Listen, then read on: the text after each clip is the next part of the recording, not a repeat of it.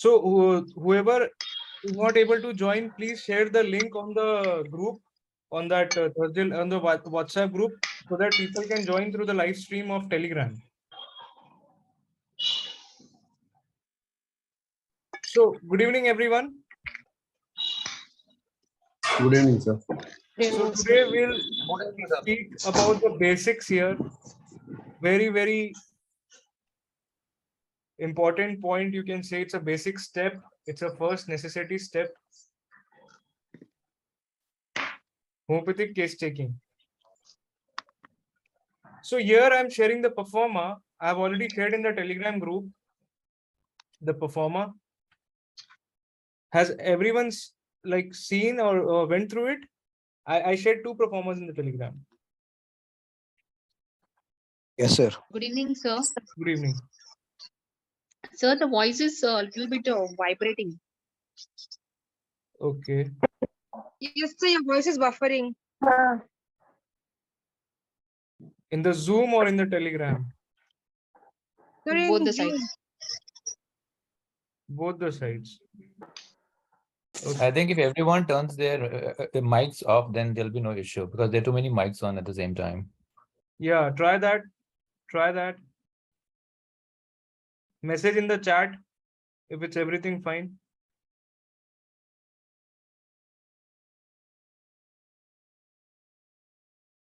Yes. So in Zoom is good, right? Wait, let me check with the Telegram people.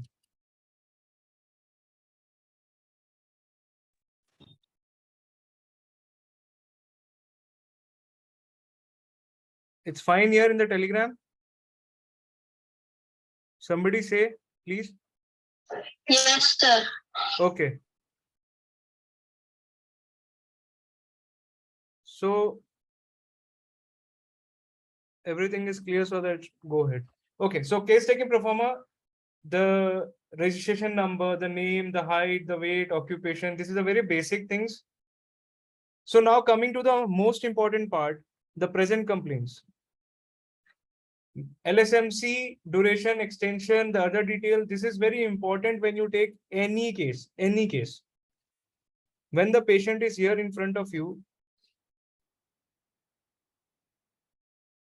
so you need to note down the symptoms of what you're seeing. So history of present complaints, how everything started, when, why, how. Okay, then next comes to past history, evolution, anamnesis, moment of conception, intrauterine life, any other event preceding the onset of presenting complaint. So these all things are very, very important here. Next comes family history. Family history, we have to consider very strongly those who have already attended my last like Metra sessions and art of selection of remedy and constitutional approach. I have been very clear from the day one that you need to be very thorough with family history. So like you have to consider paternal history, maternal history, then comes next to personal history. Personal history, you need to find out what his habits, hobbies, where he lives, where he comes from the village, rural, or from the unhygiene place. So these all factors, what he does, what is diet, what is occupation, what how in which he cooks food. You have to be very sharp minded when you take this. You have to see what you're asking for, and you have to find most important symptoms here, because this is the only crux of the case, and here only you will get everything. Then it comes to whatever medicine he's taking. It may be one of the side effects.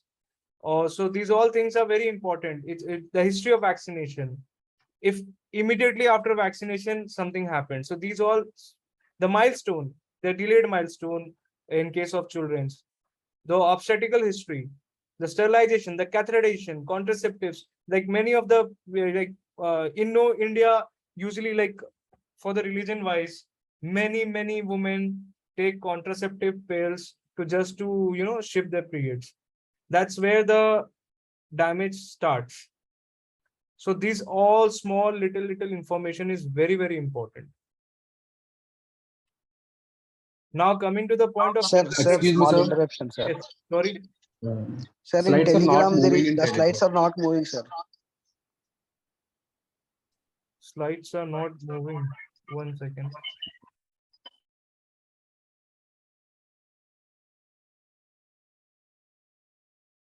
For the Yeah, now it's coming, sir, in Telegram. okay, it's coming in Telegram as well. Yeah, sir.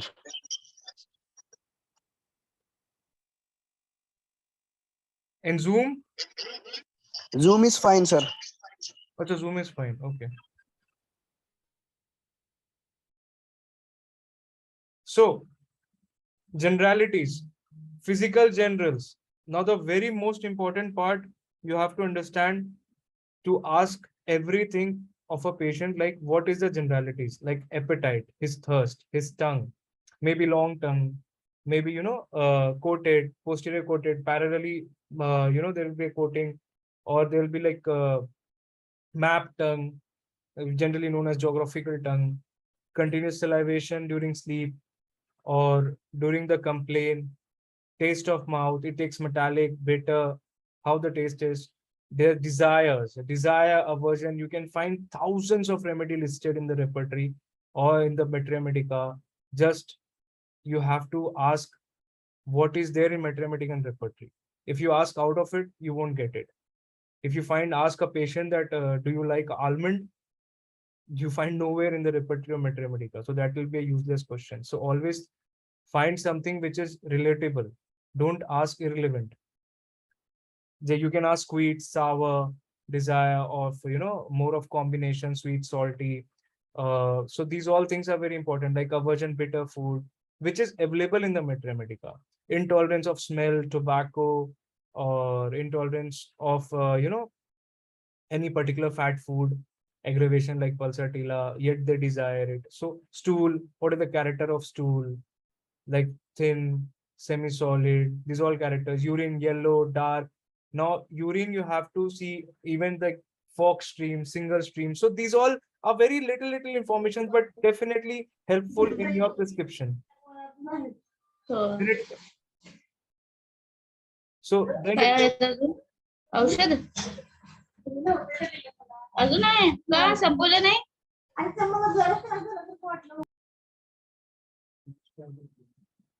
so discharges, perspiration covered parts, perspiration uncovered parts. These are very important and very minutely you need to understand while you're taking a case taking. Discharges, if any. Many people complain like they have perspiration yellow.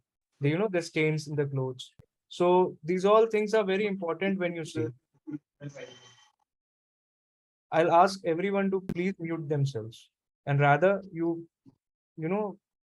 message me unless I ask to.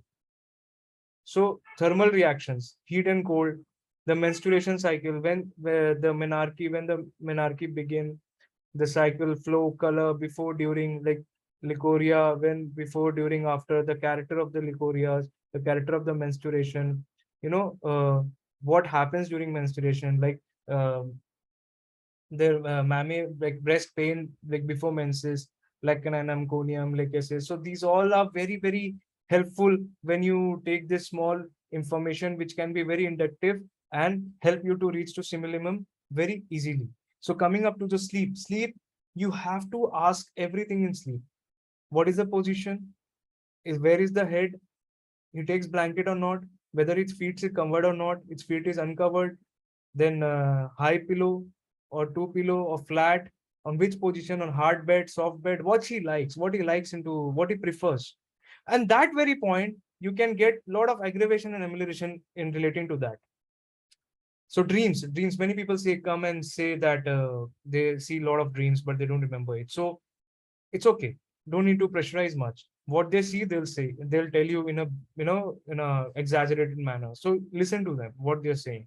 If there is genuine information, then consider it, or else you can discard. General modalities, their general tendencies, when it's more, when it's less, how their built is. Now, mental generals, all mental symptoms, their will, understanding, memory, everything's come under this three. their ego, their behavior, how they are talking to you, what is their speech, everything, hasty speech, what they are talking about, these small things, what you observe, what is the stress, what is the grief, everything. Then their appearance. While talking to that, you have to see what is the appearance, the build, the nutrition. Are they anemic? See their paleness in tongue or the face, their nails, either it's clubbing or they have a bed sore, that's a decubitus. So they have edema. If edema is, there's a pitting edema.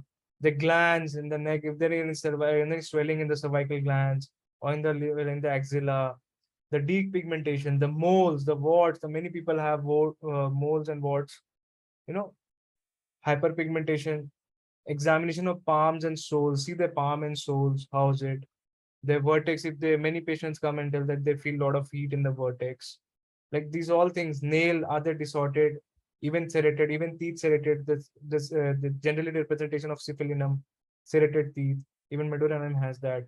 So their body hair, when you find unusual parts in the body, tuberculinum and medullarium are the most remedies which have that unusual parts. Even thuja too, but medullarium and tuberculinum has very marked. They can have the hair on the area as well. People will get it.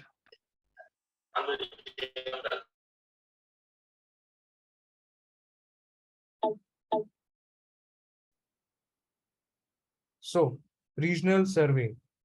Where comes your stethoscope's role? Palpitation, percussion, the physical examination of the patient, where the problem is. So, system wide. This is all basics. Everyone has learned in their colleges. Everyone has done it. I'm just revising it in a more, in a simple way, just to revise how we can make things easy for a prescription. So, coming to this laboratory investigations, what was there, what he was suffering from,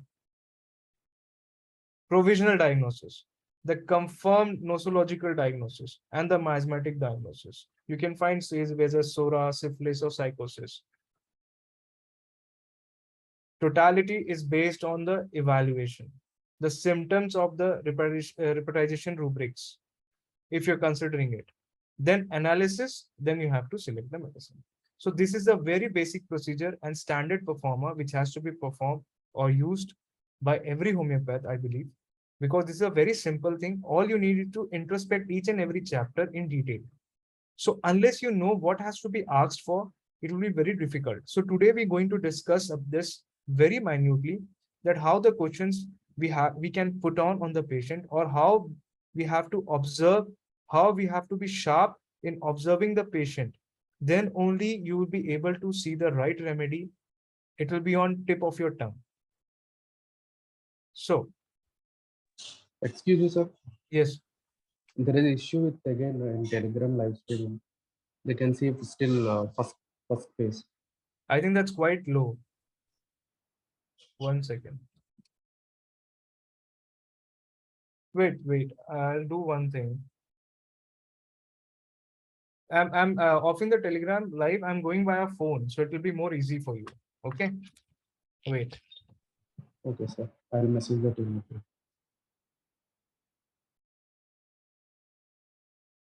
I'm closing this live stream. Wait.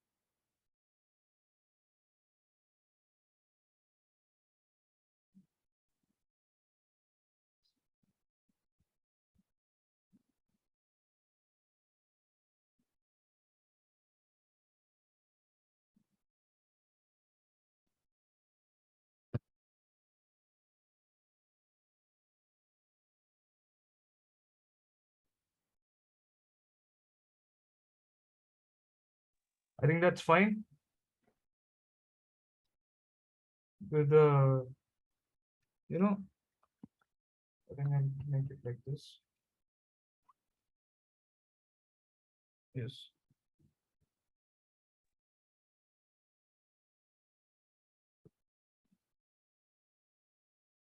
So it's fine with the Telegram thing, right? Now everyone can see the stream. Yes. So coming to the Zoom.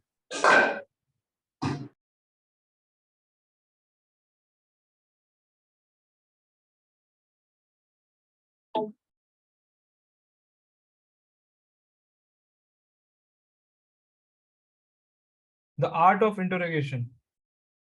The art of interrogation, the aim of physician is to try to face 5 different kind of questions which we must always have in mind well. Of course, you must remember that Hahnemann said something very interesting in his organon. When you come either for acute or chronic, for acute especially, you have always a symptom that you see yourself. So as a physician, you examine the patient, you see what are the symptoms, but this is not sufficient. If you don't examine him, if you don't find the symptoms, it's very difficult to get on the remedy.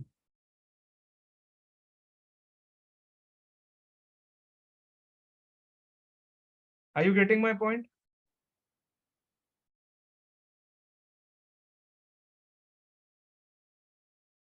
Please say yes in the messages. Yes. Okay, good. So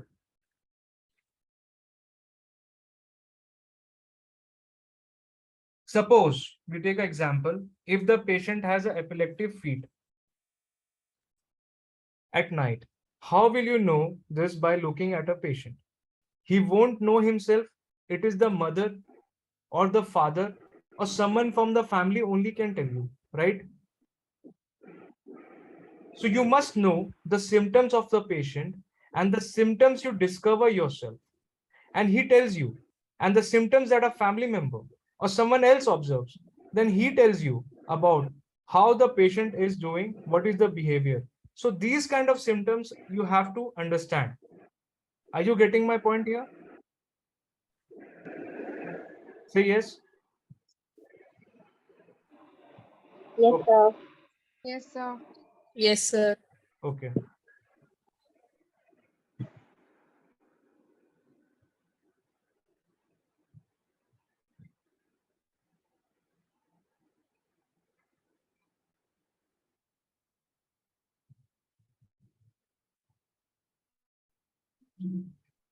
So, coming to your basic book, which we all should follow, that is organon. Without organon, there is nothing. So, symptoms, there are 3 kinds. Symptoms, signs, and accidents. So, this organon has been translated now from almost 175 years. Yet, nobody has understood what are the signs, symptoms, and accidents mean. What is a sign? We know the signs of pregnancy.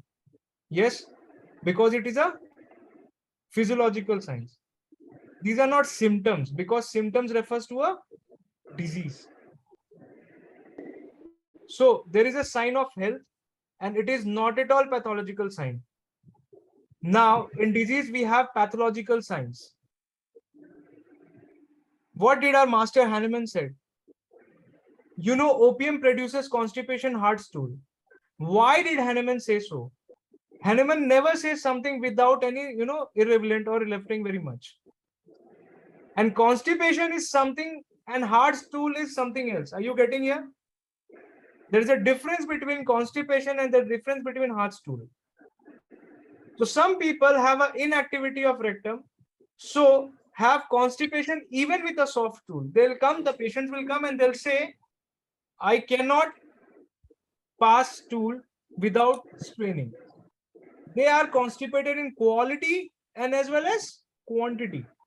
So you must be very careful to know what Hahnemann meant about it. And opium produces constipation, following heart stool. It's a symptom of opium. And now coming to what is meant by sign. We call the objective symptom while the symptom is subjective. Subjective symptoms are the symptoms described by the patient. And an objective symptom is that which is not only with the patient, but physician can see, like when the patient comes down, when he walks, you see the objective signs. How does he look? What is there? But by looking at the patient, can you see that he's suffering from a headache? No, right? That is not possible unless the patient say that yes, he's having headache. What kind of pain he is? You cannot observe he having a stitching pain, or he has a hammering pain, or he's feeling a lot of heaviness in the head.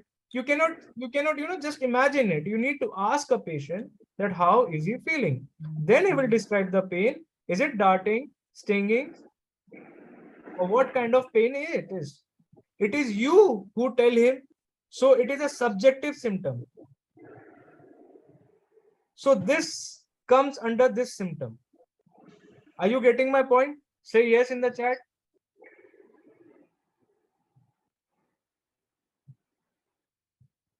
Okay. So what is an accident?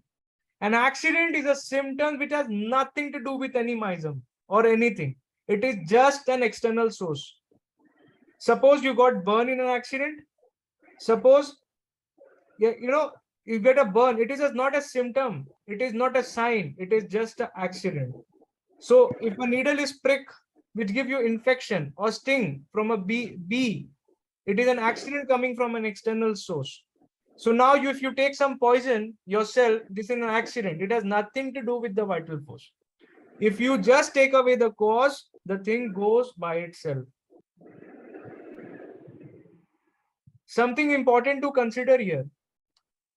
But you cannot take the cause away from a grief.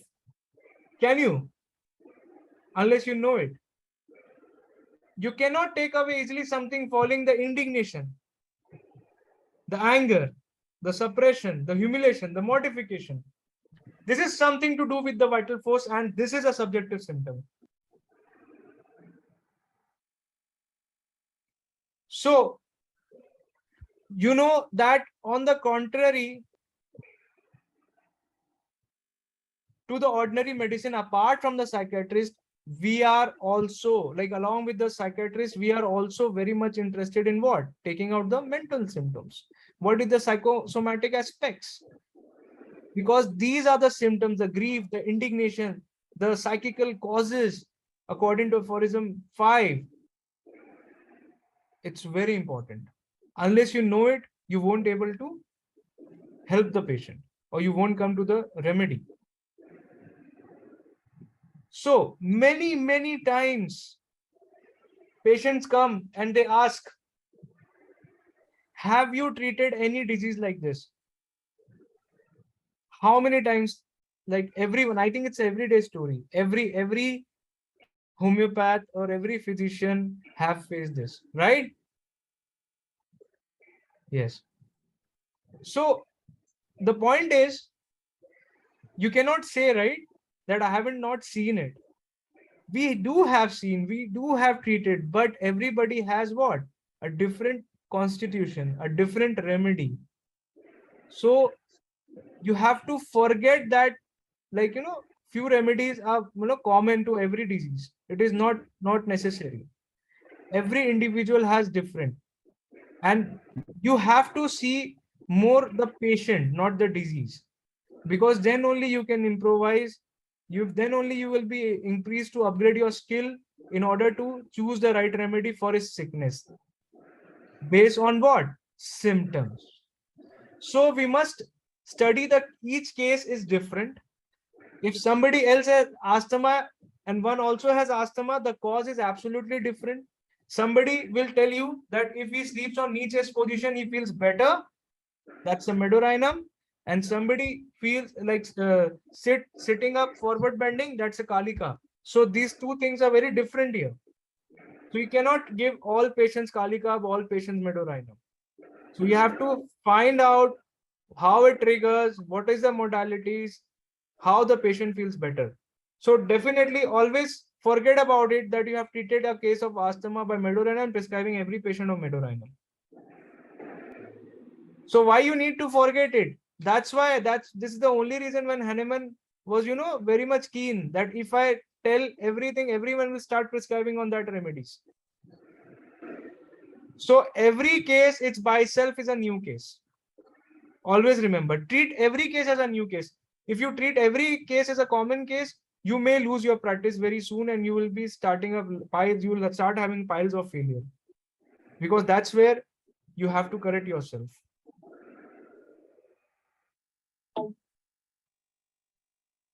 What is the mistakes? Suppose we see a case and we start imagining that this is pulsatilla. And you ask them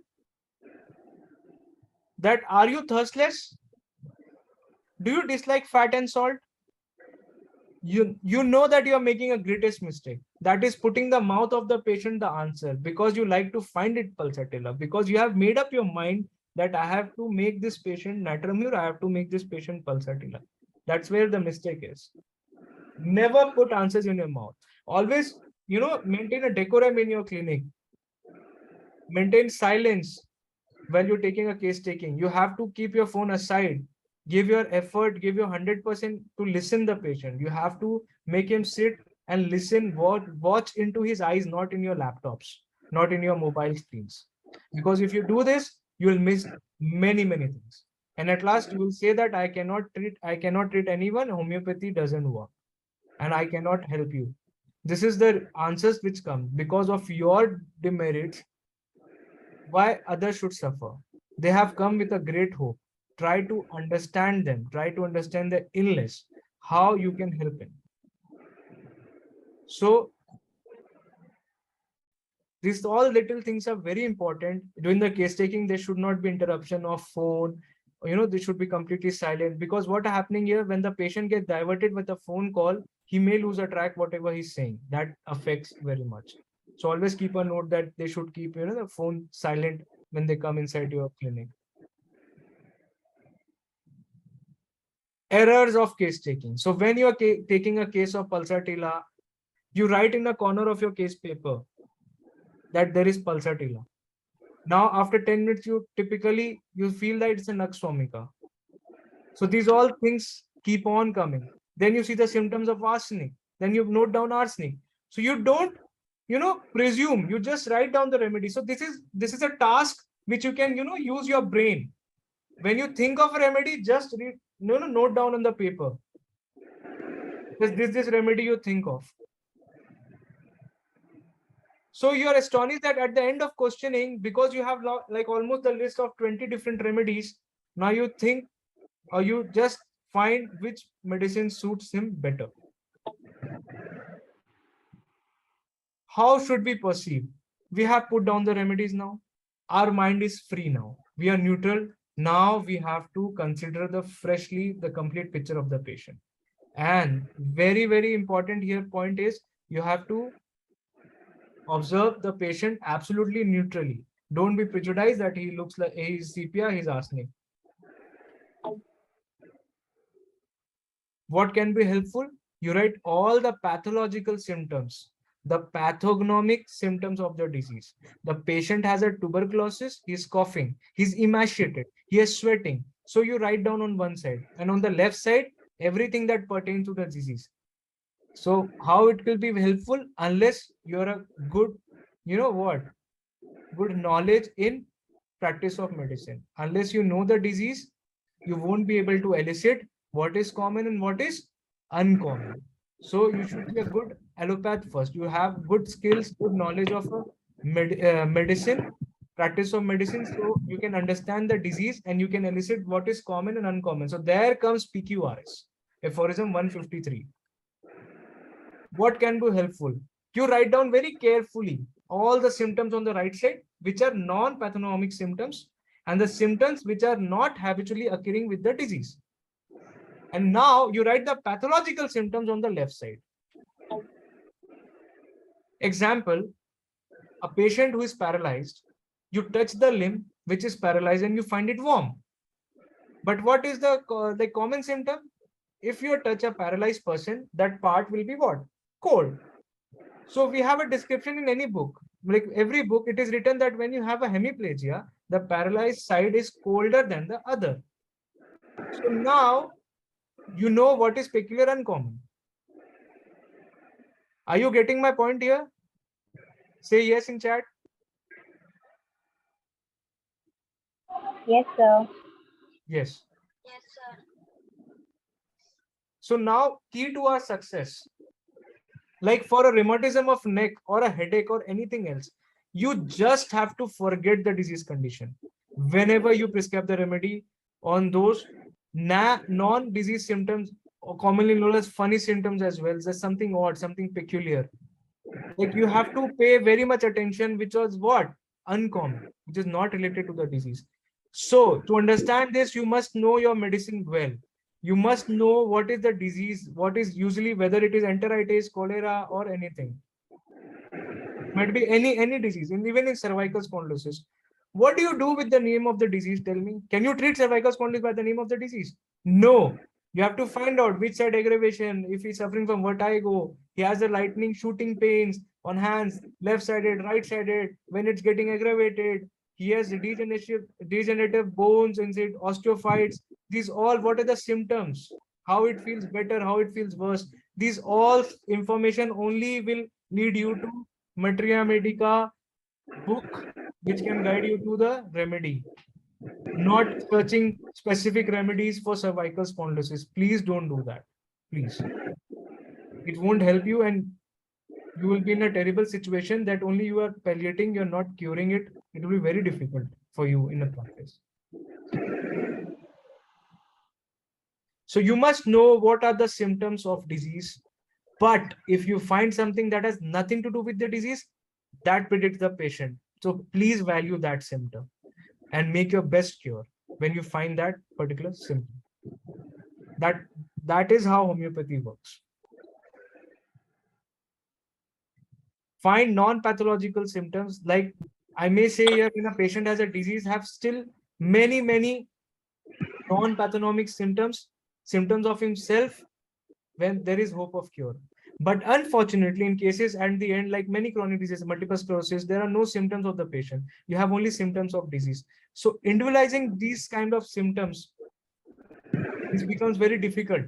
So in that case also, you try to find which is very uncommon, how it started, everything. Like suppose I'll tell you, a patient was on wheelchair, hopeless. You know, he's not able to walk. It's been 16 years now. Okay. And there was a case, he used to suffer a lot of dysentery in the age of 40, like since the age of 14 years. After that, all the symptoms develop. The remedy which I'll tell you, it was given dysentery co 30, only 3 doses, and he started walking. He was 40 years old and he started diarrhea at the age of 14. After that, he gradually had a progressive disorder, and then he was not able to walk and he was on a wheelchair. So now just imagine, this all information is so important here. What is relevant to the case here is the history, how it happened, how it started. And you need to be well versed with the materia medica, then only you can select the remedy. If you are not well versed with materia medica, there's no point of haunting the remedies in the rubrics. If you keep on haunting and keep on running after repertory, I'll say you will be becoming a biggest failure in cases, unless you are well versed with the materia medica. But once you get the well versed of materia medica, you can easily find symptoms in repertory. I always say, don't forget, repertory is just an index of materia medica. So unless you know your index well, your rubrics won't help you in any cases. Allow the patient to speak. The first thing, having heard the patient, is to allow them. Then of course, suppose you ask him, what is happening? What is the problem? That's it. Take a pause. Let him speak. Let him speak. Listen to his problem. Then if they're taking like lot of symptoms they're telling about, you can ask them to wait, or you can ask them when you don't have time, you ask them that they can come later on. You must ask and you must express from, like you can ask him, tell me more, more about it. They'll keep on explaining it.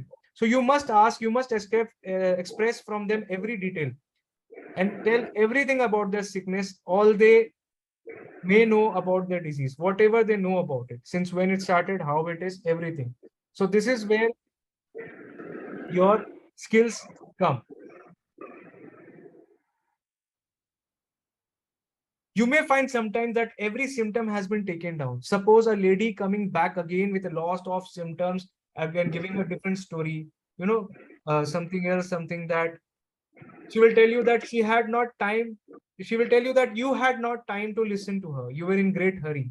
So these kind of patients, you can get the anxiousness.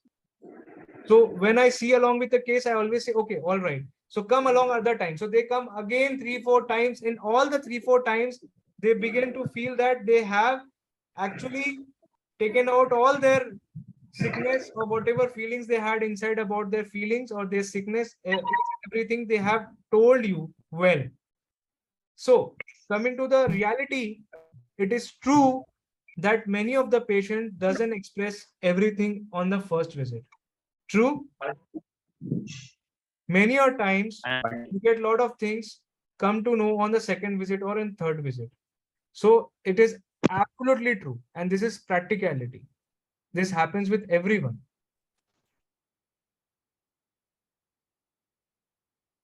So how to begin the questioning?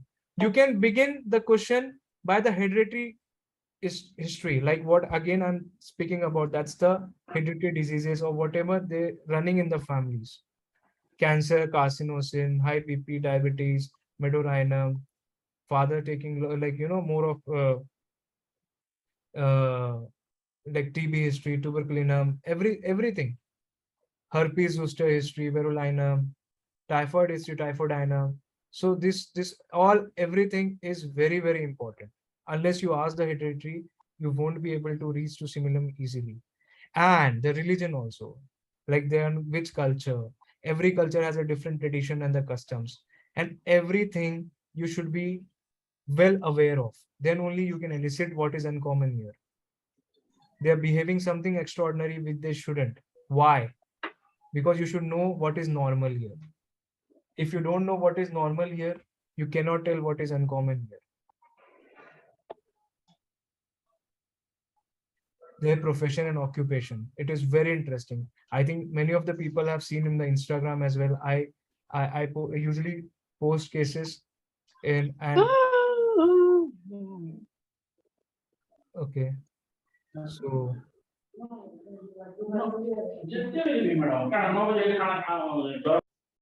Sir, you can mute. I did that. That's pretty annoying.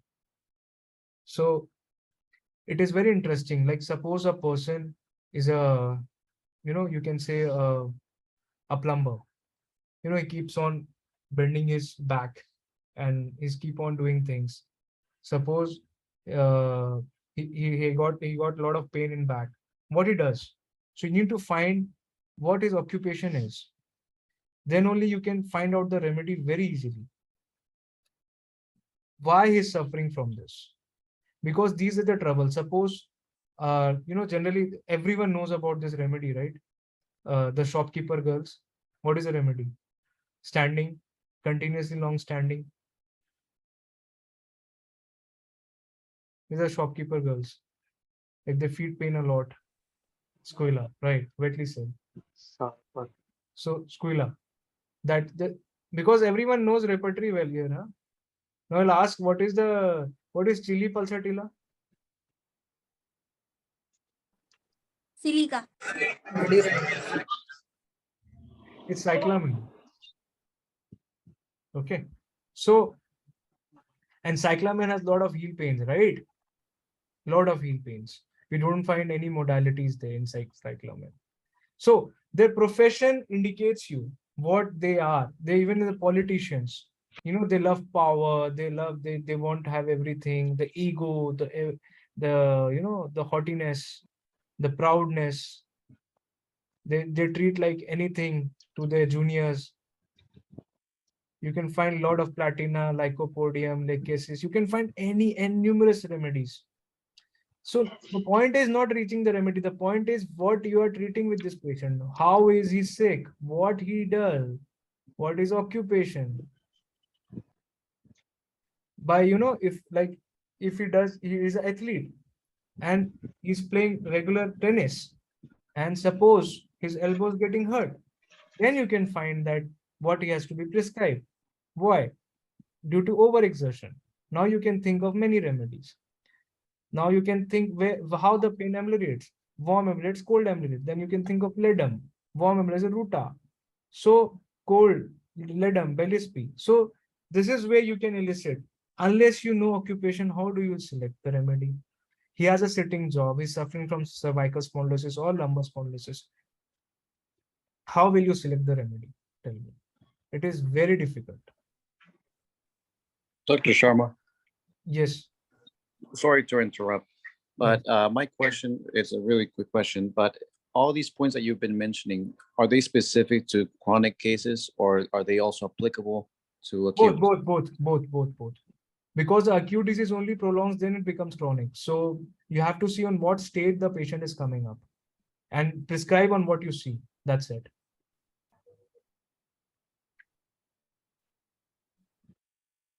So asking about the family. Family, you should know how they are, how many members they are, they're married, divorced, second marriage, third marriage, what happened in their life. See, we don't have any interest in their personal life, but unless we know their personal life, you won't be able to come up the right remedy. That's where the point is. People get annoyed a lot of time. How does it matter to my disease? How does it relevant to my sickness?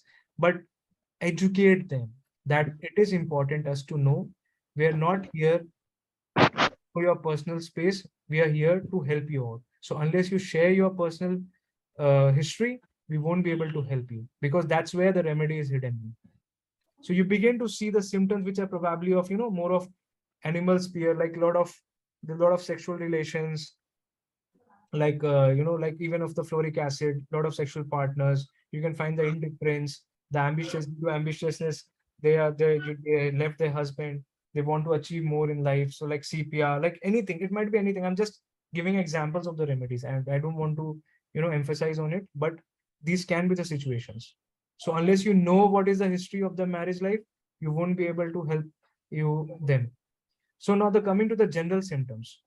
After you have asked all the preliminary questions, the coming to general symptoms, the first question is about the vital heat of excess or lack of it. That comes the thermal. Do they feel cold at this, or they cannot, they're extremely hot? Then comes about the time of 24 hours when the patient feel worse. Which climate modification? There come the generalities, well, okay. Which position they feels better, worse, motion, which air, snow, mountain, where they feel worse, better, seashore aggravation, natrum mute, seashore ML, meadorhinum. There are a lot of other remedies as well, about hot water, cold water, about their clothing. They like tight clothing or loose clothing. They like woolen clothing. So these all things are very important. Which food they do like, which food they make worse, which makes them uncomfortable. About their wounds. Does they clear up very easily, or it takes a lot of time to clear their wounds? Or the wounds suppurate easily, or they bleed freely.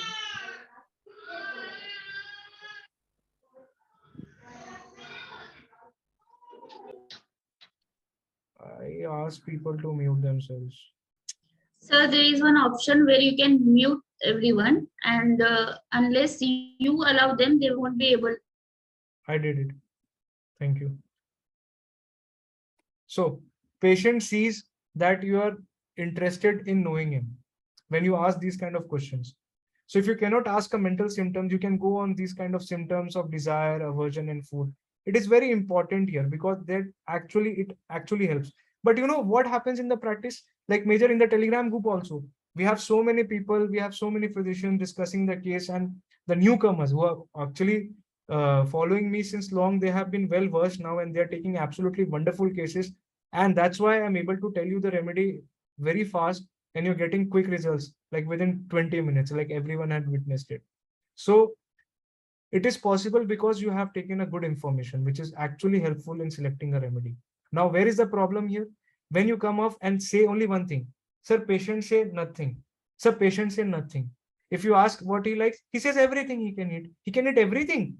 He can eat chalk, dust, pencil, pen, paper, rubber, insects, everything. Everything he can eat. So this is very irrelevant. That is your degradation. That is your unskillness, that you cannot check out the information from the patient. That is your weakness. Accept that you have to improvise in these areas of skill, that you need to make the patient, or you have to ask the patient well enough, or give him something irrelevant or indirect way, so that he can speak spontaneously that what he likes. Give them options, lot of options. He'll select a link, he'll select something coming only in a case taking form, nothing specific, nothing specific, nothing specific. That means you are nothing good for nothing only. It makes me very furious when anyone posts that nothing specific. What is nothing specific? Have you even tried deep to understand it? What is nothing specific? There must be something. You are weak, or you cannot question about it. Then you are putting only one line, that nothing specific. At least try to know them. See, there will be a point that you won't find nothing specific, but at least that should be genuine one. Not every out of 10 out of 9 cases it will come like nothing specific, nothing specific, nothing specific. That shows that you are very much weak in your case taking skills, and you need to improvise your art, how to ask questions and how to record case taking. So if you cannot ask mental symptoms, you can directly go to desire and aversion. So what is the way of asking question of desire aversions? I'll tell you. Example, if you ask a patient, do you like namak? That's a Hindi word of common salt. Of course, patient will say yes or no. But you first never put a question in that they can answer yes or no. Never ask a direct question. Aapko namak acha lagta hai? You like salt a lot? He'll say yes, yes. Just prescribe Natramir on that. That is not the way. You have to give a lot of options, or put an indirect questions. What do you prefer more in taste? There are like many people who take salt, spicy, sour combination, and sour. Immediately the reply will come that, sir, I don't like that sour food. It aggravates my headache, or it aggravates my throat. I don't like that. So these all things are very, very, very important. And that time you can point out that what is important here in the case. The way of asking question, not on one question can you answer by yes or no. Don't be like Pulsatilla. Pulsatilla answers monosyllabic, only in yes and no. So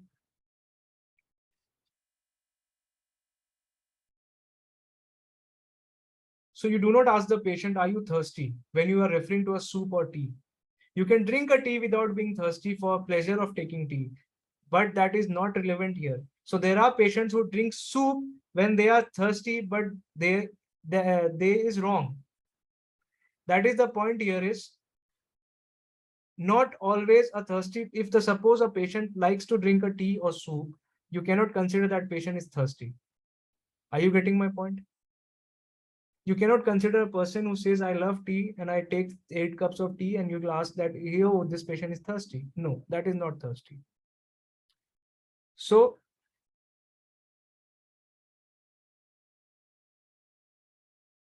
right question to be asked.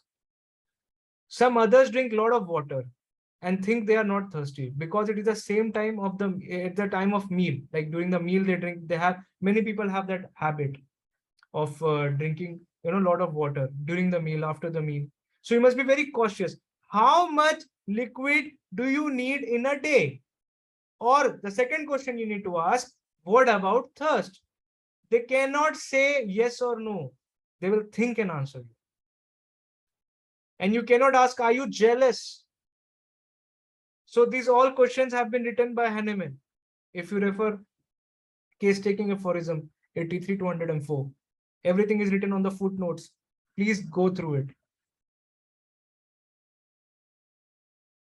So all the guidelines, Hahnemann has written 22 questions. If everyone reads Organ and Byway, so they can find it. Hahnemann has prepared 22 questions about disease. They will hide the patient, will not tell you the truth. And Hahnemann has described 22 different, very different diagnoses and disease trouble that the patients hide. He hides something of his mind, whether when there has been trouble about grief, mortification, or something wrong, or person has committed a crime, he'll not tell you about at one shot. So you may know many interesting things by asking these questions. Of course, when Hahnemann has already indicated everything in organelle, all you need to follow it well and ask the patient in a proper manner, not just putting the direct questions.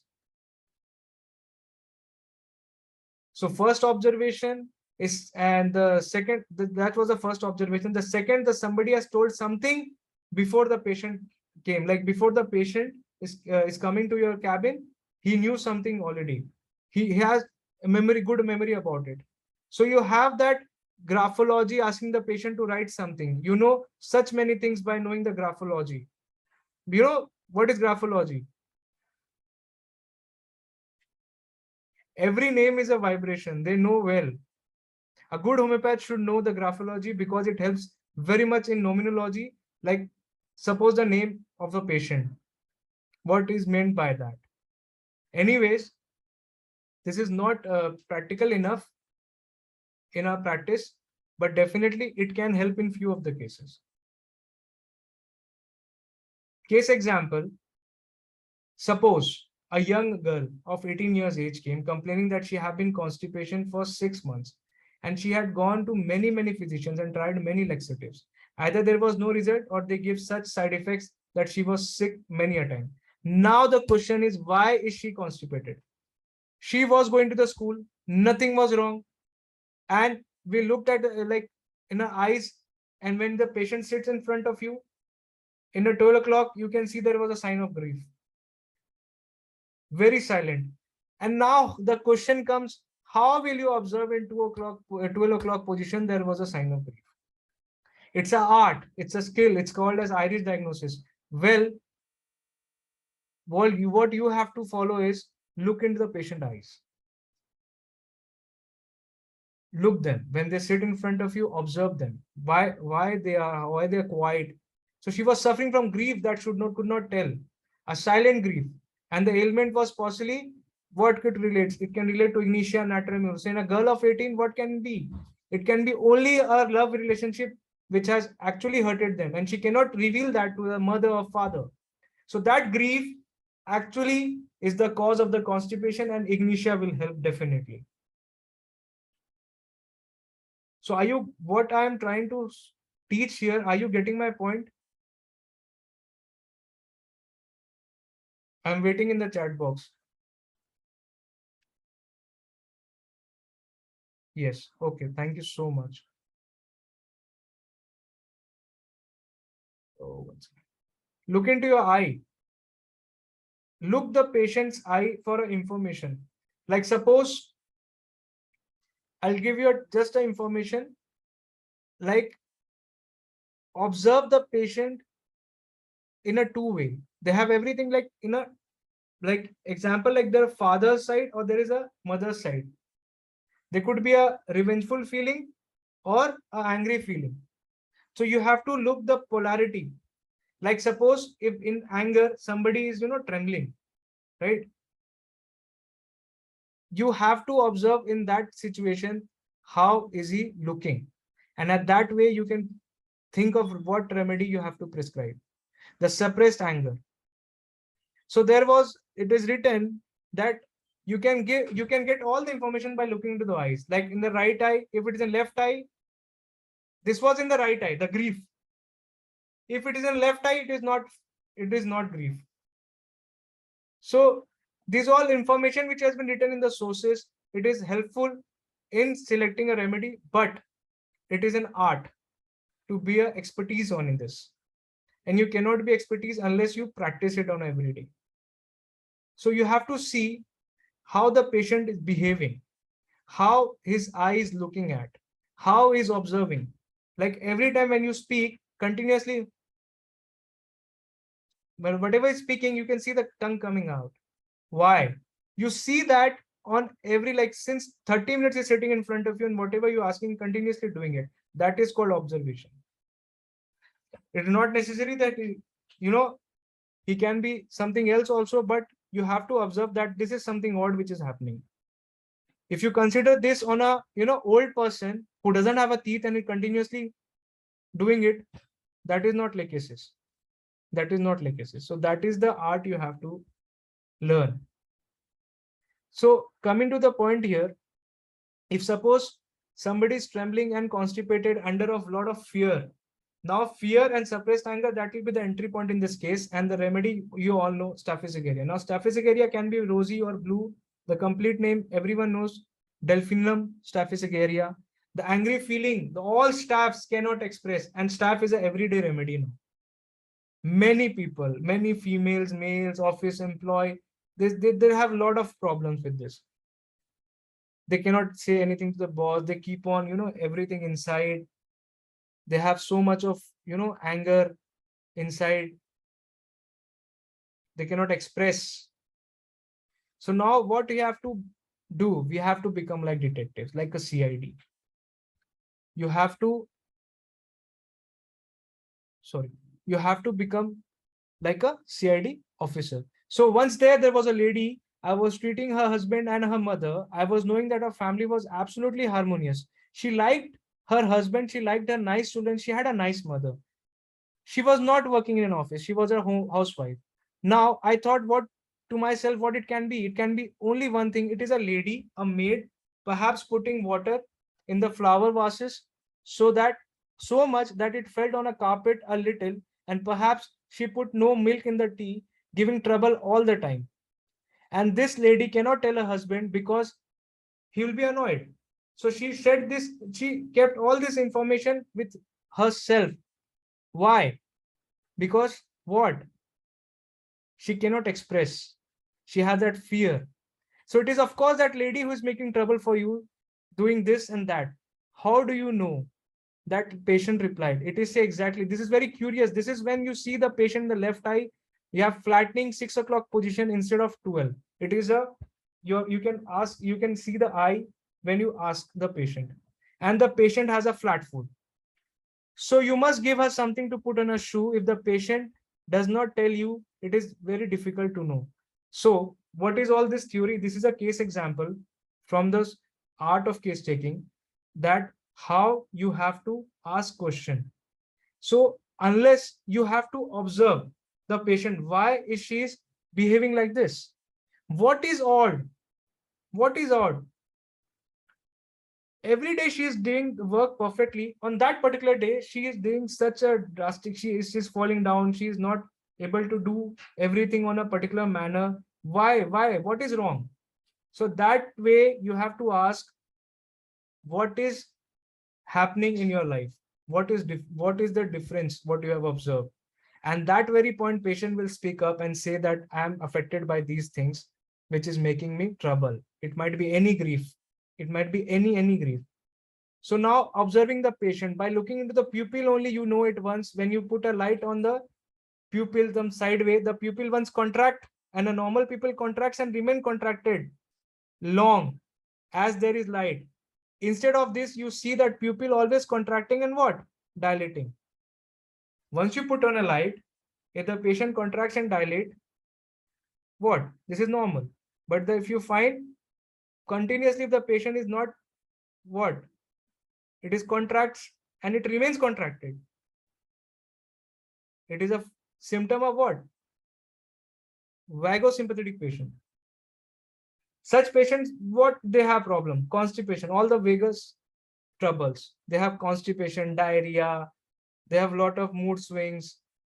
They have a lot of different symptoms coming up. This is also can observe, but how many people diagnose it by the looking at? Only we all know only how to look a opium patient, right? Apart from that, we doesn't see anyone. That's why I always see the eye, see the sclera, see the blue sclera. I think the patient, like people who have learned like last sessions of Materia Medica, now they can tell that what is the sclera of pulsatilla. Anyone put in the chat box? What's the sclera of the pulsatilla? Yes, very good. Very good, Dr. Razina. You're right. Blue sclera. So you see there are many things, and even you can diagnose it. That's called iris diagnosis.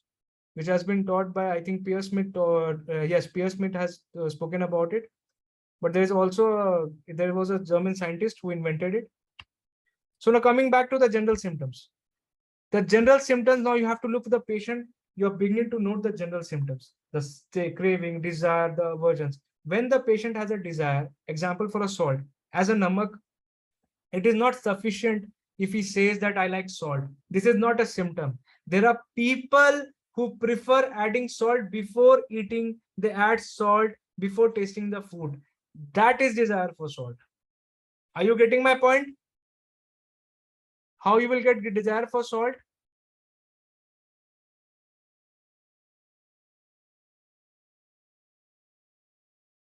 I'm looking in the chat box. Is it clear? How will you confirm he has a desire of salt? They will add salt before whatever they eat. If they take a plate of food, they'll add pinch of salt, then they'll start consuming. That is salt desire. They cannot eat without it. So that is prominent, that is marked. There are patients who cannot go whole day along without a piece of sugar.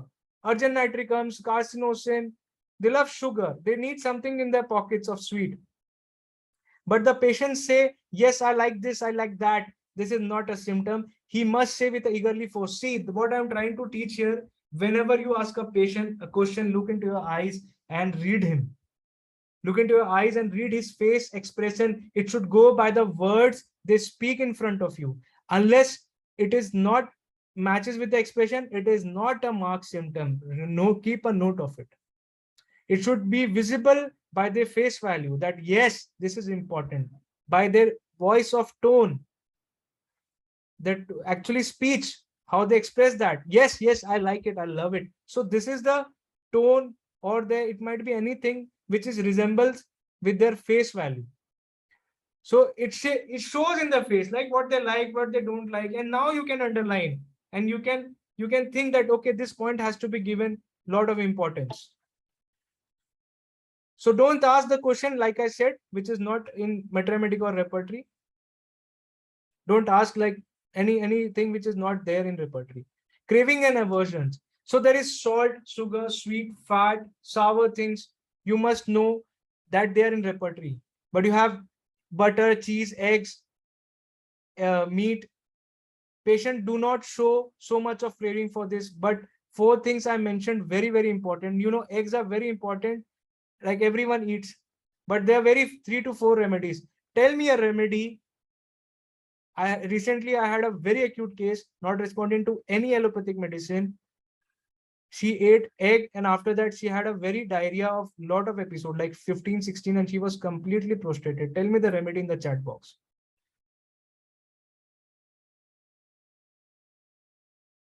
I'm waiting.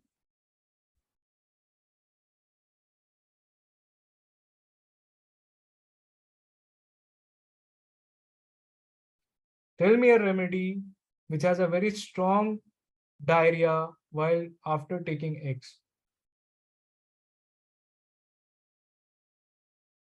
So only 2 people came up with the right answer. That's Chinia Mas, not Calcarea Cow. Chinia Mas will help. That's very, very marked. And it is marked, it will help. He had an egg roll and he had a lot of diarrhea, about 10 to 15 diarrheas, and not responded to any allopathic medication. You give Chinia Mas on water dose. I don't know how many people know how we do water dose. We already discussed a lot of times in the Telegram group that how to use water dose. Everyone knows. So that water dose, only 4 doses, immediately stopped the diarrhea, which was 15 to 16 times. Only Chinia Mas. That's it. Chinia Mas 30 was given. So this is how everything is important. So in repertory, there are like more of Ferromet is also there in aggravation from diarrhea, but there was prostration also. So there was a conclusion of Chinia Mas. It is not about only one symptom and selecting it. So all the remedies, you have to see the desire aggravation, like pulsatilla, everyone knows, right? That they desire those things which actually disagree in the stomach, the fat food.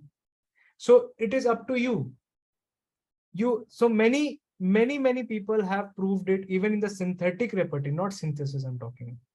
Synthetic repertory, you can find enormous foods, cravings, and desire and aversion. If you want to refer repertory, find synthetic repertory, not synthesis. In synthetic repertory, there are numerous mushrooms, onions. There are a lot of verified symptoms. I'm talking about verified, not useless. It is verified. It will act. 100% it will act. So these all informations are very. Now asking about thirst. What about thirst, especially when there is fever? Suppose a patient say, I never drink water when I have fever.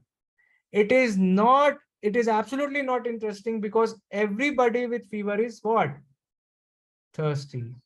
But in a case when you expect people to be thirsty, and if they are not, it is very interesting if they say, yes, when the weather is hot, I drink much water. That everybody does, right? In summer season, everybody drinks a lot of water. So please put this in a column of, again, the disease symptom, and take other, which is very hot. When it is very hot, I never drink. Now this is very interesting here. Even in the hot summer, I don't drink water. Now this is the point you have to consider, that he is thirstless.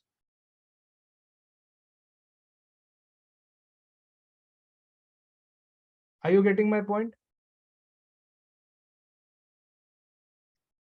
Sleeping position. Sleeping position is very important here. When you ask the patient which position he sleeps, like sleeps like a cat, sleeps like a dog, or they are like half eyes open. It's very important to consider. Many medicines are there in regarding the sleep position. There are people who tell things that were spoken all night, as they are very tired and they cannot sleep. While they're sleeping and they're just muttering in sleep. It is not normal. Like sleep unrefreshing. Many of the people like ask in the, when you take the case taking, you should ask them that whether your sleep was normal, refreshing, or you feel good. But why? You have to consider this, because the sleep is very important for a person. And if his sleep is disturbed, he can get a lot of symptoms of Naxwamika, Coculus indica, or arnica. There are many remedies. So nobody knows. We have so many of theories, but sleep position is very helpful for selecting a remedy also. Like you can ask the patient, like I told you, where they sleep, their mouth running with saliva or not. Somebody have jerking in their sleep, they startle during sleep, twitching during sleep. These all differences are very important when you select a remedy. Now you can find what is happening. Is it terrified during sleep, or is it terrified by the dreams he's seeing it? So that's where your entry point will be. So what is interesting is, while the patient sleeps, he may do different things. He may rolling his head the way like Harry Bolus, what Harry Bolus does, continuously rolling in the bed. He may do funny things, cross feet. Everyone knows rhododendron. Funny position, square in bed. Some others sleep on left side in spite of heart disease, which is interesting, because only on the left side with the heart disease he sleeps. He has a heart disease and he feels better on sleeping on left side. So this is very important here. So we will not expect somebody with palpitation to sleep on left sided. Or some put arms over head, sleep like Hitler. Hitler used to sleep like this. Huh? So now when you sleep like this, there is some trouble in the liver. But in children, it's quite common. Many children comes restlessness in the sleep, which is quite common. Like not every time you can consider this something unpeculiar. In adults, it is not. Now there are people who put their hands and feet like part like Sorium. They cannot sleep with their limbs closed. I think whoever attended in mathematical session, I showed that images as well. Some they like head high, some like head low. So this is very important. You need to ask this in sleeping position. Sorinum, Medorinum, Pulsatilla, Natramure. You can find lot of remedies indicating the sleep directly.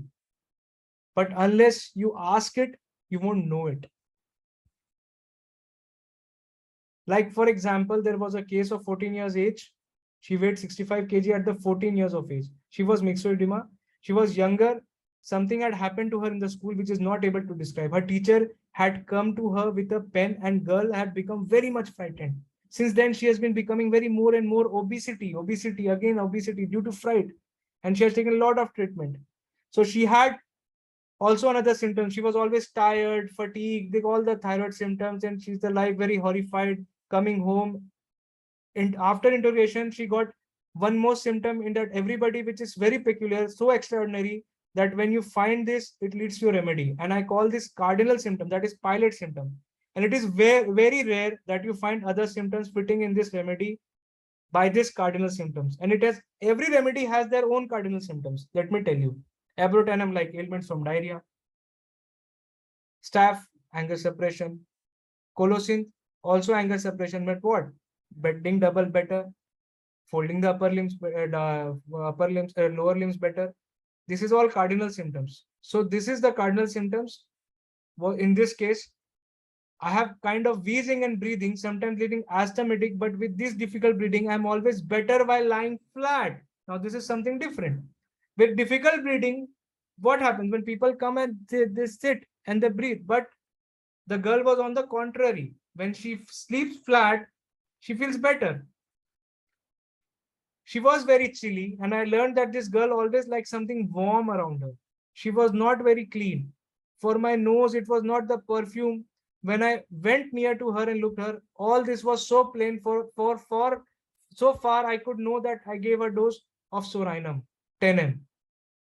And since the time, she had already emaciated many kilograms. And now she's sleeping normally with an expression which is very much pleasant. How did he reach the remedy? Tell me. Just because the pattern. And asthma lying flat ameliorates, that's Sorinum.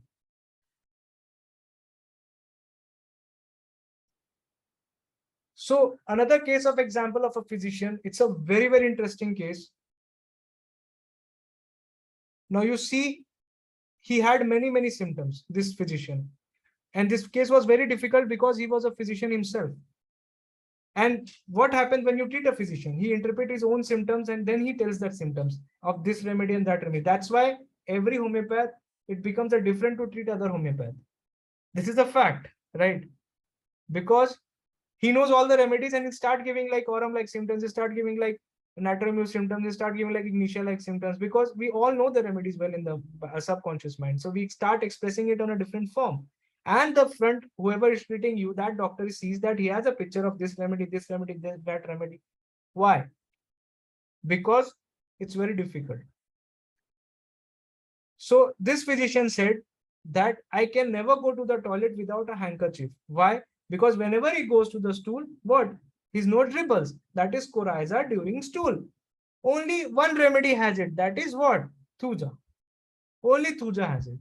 Whenever they sit on the stool, I also prescribe one case in this, a very fat obese person who has allergic rhinitis. And whenever he used to go to the stool, he always keeps a cloth along with him, a towel, small towel, just to wipe his nose. And that hit only Thuja. And only Thuja will help this case. When you get ever in your life, if you come across this particular symptom, only Thuja is the remedy which you should use. So now, if he has Thuja, you have to find, have you had any psychosis, any history of UTI or anything related to the psychotic growth, warts, anything. Then only you can find your remedy matches with the symptoms. Are you getting my point here? So you cannot ask like in a yes or no, but on a different way. You have to observe how the Thuja is. Lot of what tendency, the family history of psychosis, the psychotic traits, everything should match. Then only you can think of Thuja as well. So this is very helpful unless you start observing the patient. Marked symptoms of Thuja will be indicated when he is Thuja. How? That you have to learn from observing the symptoms of Thuja. It will be actually in their body itself. You will see his body. What happens? Thuja is yet chilly, yet they like bathing what? Cold water as well. The warm water, they like both the waters. Being a chili. That is very unique of Thuja. Onion, garlic, everything which has been written in Alan's keynote, it has to be followed. That is Thuja. Now, things to consider in a case. Now you have considered sleep, how the patient sleep with his hands, his feet, head. Now the question is coming up to finding a right remedy. Now, after the considering the desire, aversion, the most and very important part is come like what? Sexual symptoms. This will be a time before going to the sexual symptoms, because the mental is all right, but the sexual is something very difficult to ask. Mental symptoms, you can get many, but it is very difficult when a patient open up with the sexual symptoms. Now you have to find what is very different. Of course, there are many things when the patient you can find while taking case, he'll cry continuously. When you console them, they'll feel better. You'll feel like, okay, this is case of pulsatilla. If the patient walks in and sits next to you, what he needs? He needs assurance. He may be phosphorus. He may be. Look, if he has a tall, slender neck or everything that matches with the constitution, then only your remedy will be right. So why it is important? Suppose if you don't distinguish between two people, you cannot distinguish the remedies well. You make pulsatilla and sepia stand in front of your eyes, you will see pulsatilla, all the flowery pattern and everything, that neck tilted like this, and you'll see sepia. Sepia will have all the indifference in their clothes. They're like, they doesn't care at all.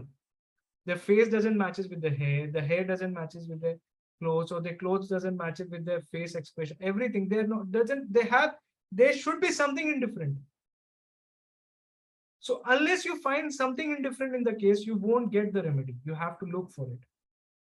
That's why try to find modalities, symptoms like sleeplessness. This everything is very important.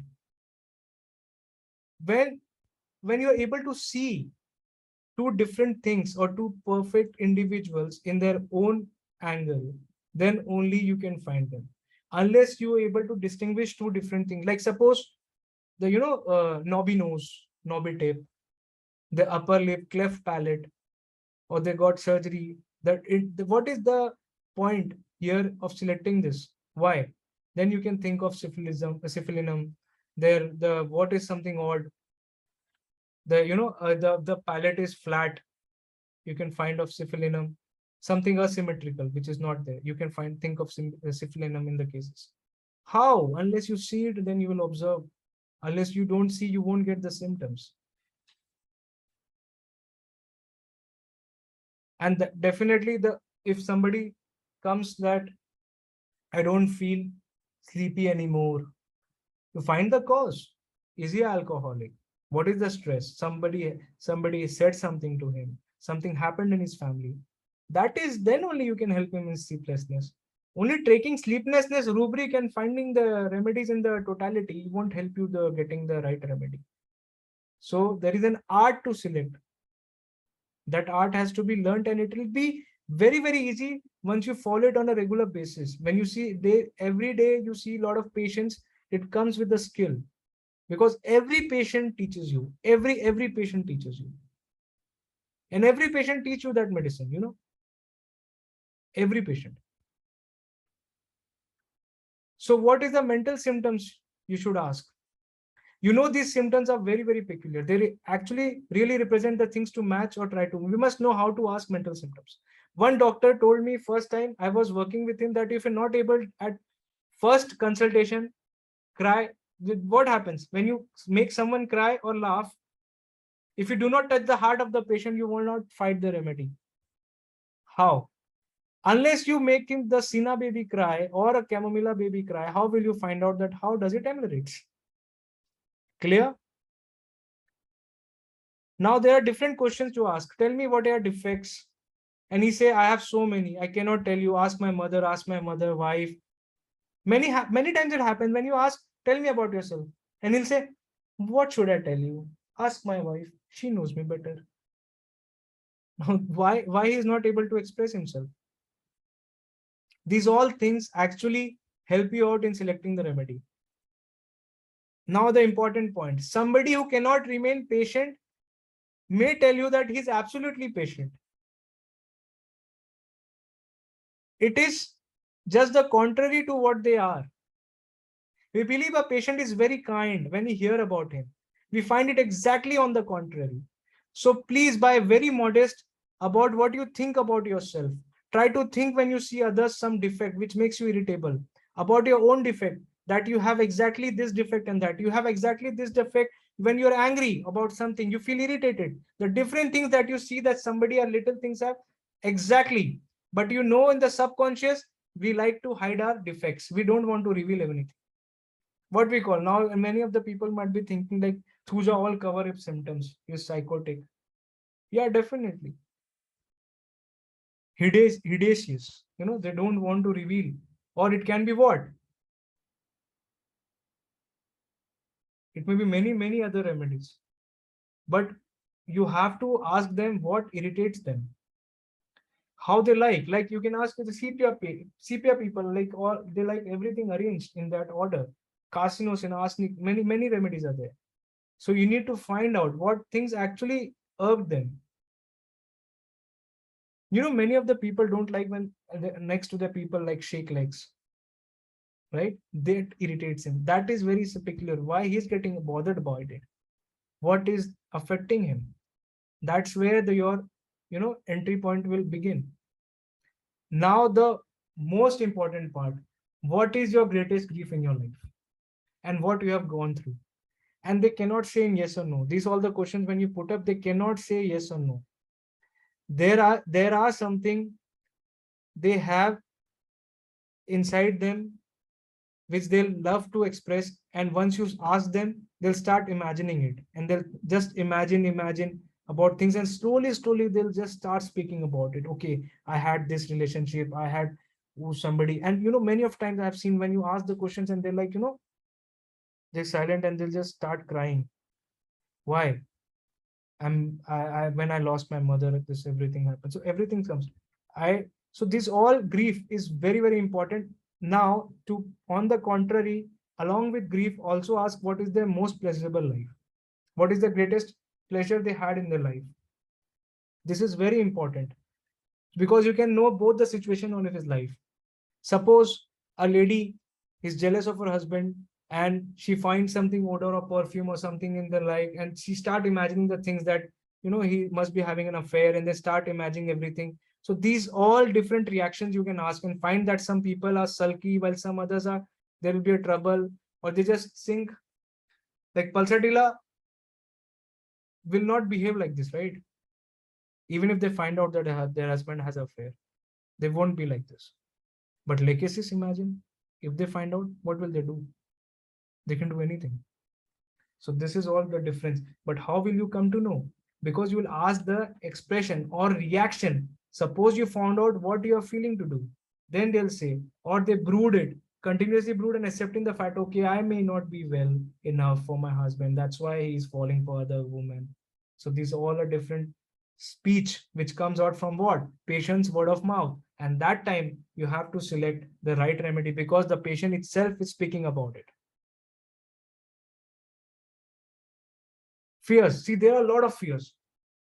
Everything. See, I'll tell you, fear of downward motion is borax. But how will you come to know this? Unless you ask in a case taking, what are the fears? Don't give me an option that, okay, you feel a lot of fear in when you come, or if you're in the lift, or you just go in a, what we call, giant wheel, and you feel a lot of fear. Don't put this in mouth. Just ask them what actually haunts them. What is greatest trouble of them? So there are many, like fear of animals, like black dogs in belladonna, tunnels, cargin nitricum, fear of future, like many remedies are there. So these fears, what kind of animals? Fear of snakes. Somebody will actually, I have seen a lot of patient exaggerating about snakes thing. Many of the patient will actually say, actually every person is afraid of snake, to be very honest. Who is not afraid of snake? Tell me. For every person, we know that is a life-threatening situation if suppose a snake bites. But suppose a patient comes and say, I love snakes. Now this is what something like very peculiar point here. I don't fear dogs, but I love snakes. And I don't fear snakes. I love them. I love to keep them around. I love to watch them. So this is something very different here. Fears. Fears are the only point where you can actually get a lot of. So every chapter in the case taking will actually help you to selecting the right remedy. There are many people who were bitten by a dog when they're young, and now they are very much. I think everyone has come across this, right? When you ask or you're trying to confirm Calcaria Khab or anything, you're asking like what are the fears, and he says, when you suppose giving the example of a dog, and he says what? No, now I'm very much afraid. Why? Because when I was small, that dog actually bit me, and after that I have a terrible fear with the dog. That is not fear. Never consider that as fear. So you must allow the patient, what are your fears? And habitually, they keep on telling that I fear that, and then you cross-check that what he wants. When you have finished your questioning, you must go back and cross-question all the fears again and again, line and line. Okay, what is prominent, what is not? This is all art, and only you can do it. Nobody can teach that. Art has to be learned by yourself. Only guidance can be given. And you can actually improvise when you do it on a regular basis. Stop putting a habit that you will just see 2 minutes and just prescribe and leave the patient. Never. Even if in acute, try to get at least 10 to 15 minutes of a case taking. Please, it's a request. Unless you won't do it, you won't get a right remedy. And in future, when he comes with different picture, it will be very tough for you to think to prescribe what has to be given. So everything what patient says, try to elicit in a different manner, then only you'll get the genuine information out of it. So there are many shades. There are many shades of the patient, like thinking, like suppose if somebody come and told that she had no thought of suicide, and all of her say, you will ask and she'll say, I would choose a river if I want to a suicide. So this is very particular, very different. Why somebody will say like this? So you ask a question about suicide. Sometimes the patient is not interested in this, saying that I think of suicide. But then you can see it in the eyes, in the pupil. In the right pupil, not only flat representing of grief, as we told you, it will be more flat. So it is a suicidal tendency. If it shows in the right pupil, it is always something non-bloody. For example, suicide by poison or drowning. It has been written in the books. If suppose there is a pupil, if you see the pupil, a flat pupil, it may be a sign of what? Grief as well as suicidal tendency. But something non-bloody. But if it is a left eye, you can find like it is a bloody eye. It in the bloody way. Jumping from a height, always bloody. They cut themselves or something ugly. So coming to the remedy point of view and describing this, the aurum will never tell you their intention or commit suicide. But the Nux vomica will definitely tell you. At times, yes, I will shoot myself or I'll do this and that, but aurum not. He will hide, and in the last moment when it is too late, when if you look his eyes, you will know it that he's very much depressed and he may do anything right now. Impatience and irritability. The patients who go out of order because they are sensitive, they feel too quickly, this way, that way, this thing should be done this way. My husband says that, I get irritated this way. This all, we generally call that every household story is very important to know, because unless you know it, you won't be able to elicit what is uncommon here. We generally say in India, like ghar ghar ki kahani, that's it. Then only you will come to know what is happening here. This irritability, why? Why? What is the cause? Thermals. There are a lot of cold and hot remedies, like Dr. Tyler said, that Dr. Tyler has also put, even Gibson Miller has written in, back of Kent repertory. So you have to consider, is it hot? Is it chilly? How would Soranum patient will come? Even in the summertime, they'll wrap their neck or head and they'll come.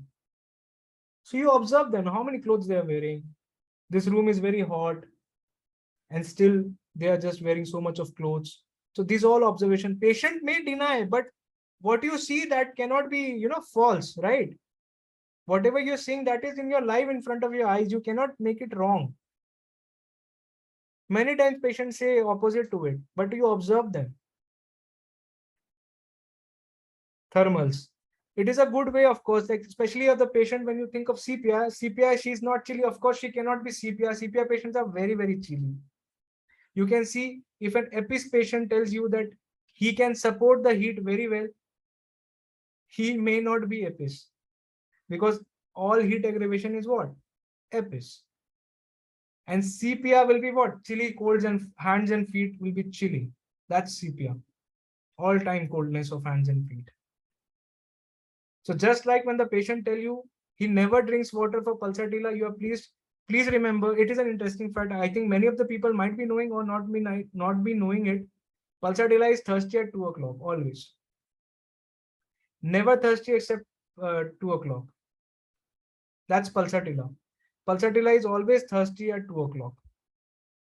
So this is one of those things you must know, because you may make a mistake. Now, consolation, amelioration. What is the effect of consolation? There are patients who seek consolation and there are who hate it.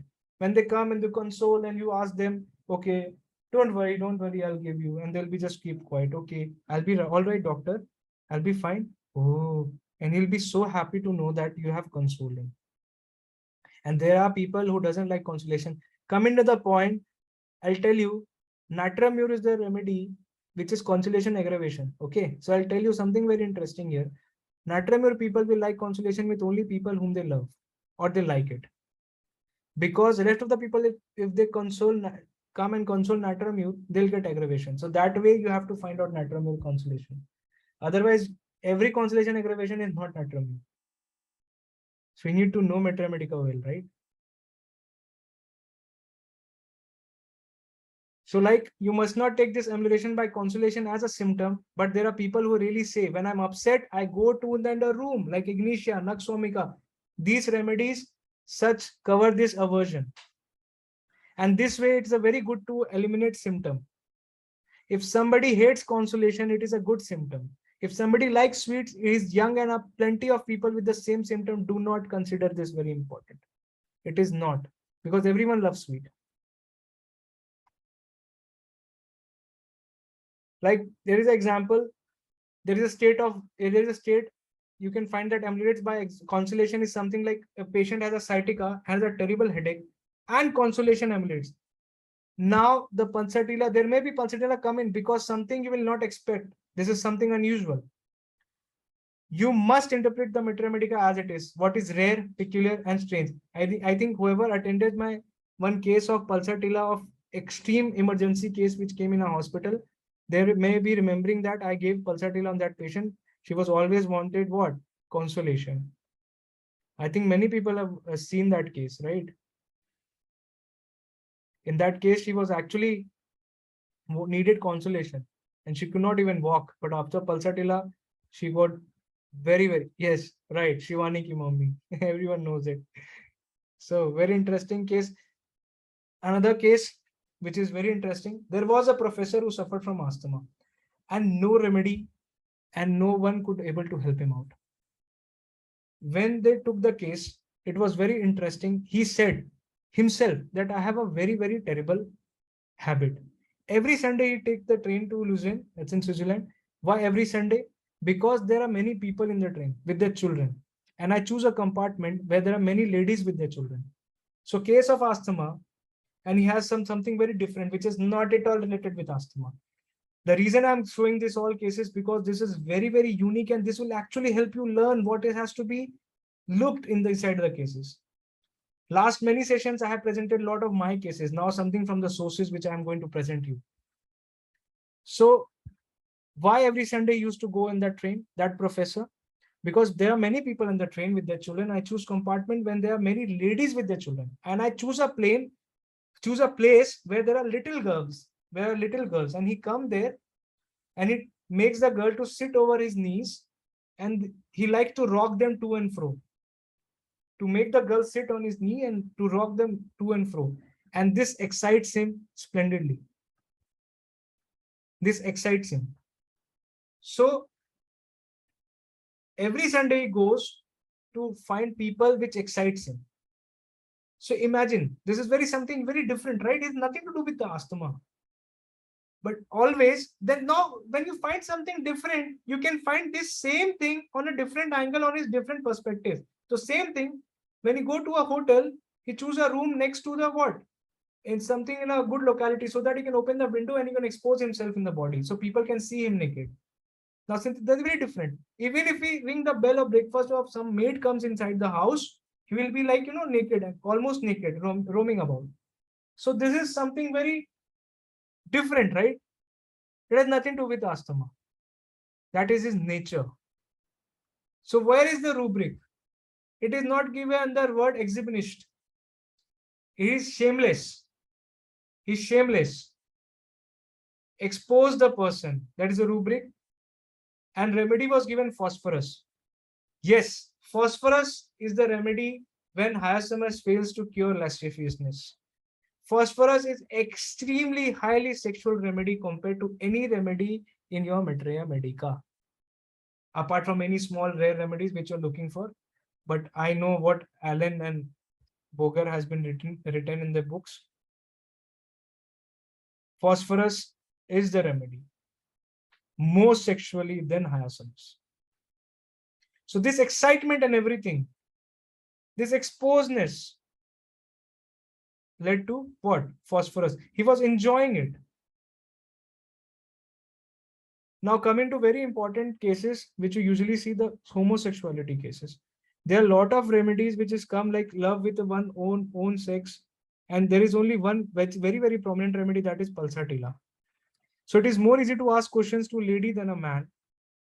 And it is very funny for a lady doctor. It is more easy to ask questions of a man than of a lady, right? It is very, very easy, but it's a question of confidence. And we don't like to tell our weakness to someone of same sex. So it is not increased sexuality, not at all. This is the mental symptom. How you have to understand this. Now, mental symptoms, you must be very cautious about what? Sexual symptoms. There are many a times people are reluctant to share about it, but I'll tell you, like, there is an entry point in this history. Many times, many people doesn't have a good sexual life. Because of this, they have that suppression, love affairs, and many things coming out. They have multiple sexual encounters. They are not satisfied with their sexual urge. These all things are very, very important in a case. Due to suppression of sexual desire, they have other symptoms. Then they develop. So you need to ask them how many times, how's the relationship going on? And suppose a patient itself, he says that I don't have a good erections, or I have this problem. Now he can find that, okay, he has something problem. What is the cause? Now, if a person says that I'm impotent, I'm not able to do, then of course the woman will have a lot of issues. She may love him, but she cannot love him completely. Why? Because they don't have it. They don't have that pleasure. She don't have that pleasure. Now, if the husband is impotent and husband has a lot of sexual desire, please don't consider her extremely sexual woman, because this is very natural. Her needs are not fulfilled. So you try to understand all the perspective on a case. Why this is happening? Go to the deep. There are some people who, when they were young, they're excited. And now they cannot perform. There are a lot of things. You need to find why they are not having it. Their abuse of sexual accesses. Like there are many remedies, phosphorus, acid phos, staph. So you have to find out what was the cause. Even many of the patients have, you know what? They have convulsions in middle of the question. This is very prominent of a bufforana. It is very rare. Somebody will have it, the convulsions during a question. But yes, we do have a remedy. We do have a remedy for each and everything in sexual symptoms, but all we have to look, what is the story behind it? So there are people who have their all desires, something sometimes very less, very, very common. If you see a lot of time, diabetic patients have lost their interest in sexual life. It is quite common. It is quite common with the diabetic people of losing interest in sexual symptoms. So you cannot find something unpeculiar. Sexual symptoms, like there are many, somebody touching the woman, talking the woman, lot of remedies, ustilago, even there is only touching the woman, only the kissing or just holding her, it makes their, just lose them, their fluids. Conium mac is very marked remedy. Even in the presence of women, in talking, there's lost sulfur. There are many. I'm just giving an example here just to explain you. The sexual sphere is very important to introspect what exactly the problem is. And 99% the problem is psychical. They're not able to control their emotions. That's where you have to treat. They need everything in excess. That's where you need to treat. That is where the problem is. They want more and more and more and more. Then you have to treat that problem, not this problem. Unless you treat that sexual symptoms won't be healed up in that particular individual. You have to find out what exactly the story behind is. Suppose a lady with CP or causticum symptoms, but who is very much excited for causticum is not a CP or causticum. You have made a mistake interrogation for it. It's sepia or bromium or causticum, where you know they hate intercourse. These all three remedies, they don't like intercourse at all. Sepia, bromium, and causticum, they don't like at all. That is aversion to caution. So if they like it and you give them, then you may be wrong. Now coming to the hysteria. Hysteria, as a Hahnemann said, that patient may exaggerate the symptoms or diminish the feelings. The patient is who invent all the symptoms I have never seen. Tell me 3 most hysterical remedies now in chat.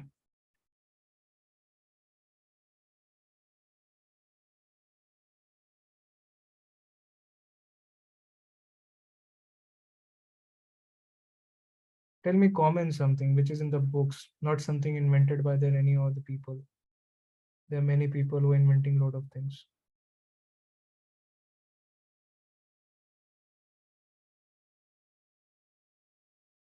Okay, you can unmute yourselves now because we are coming to end of the session.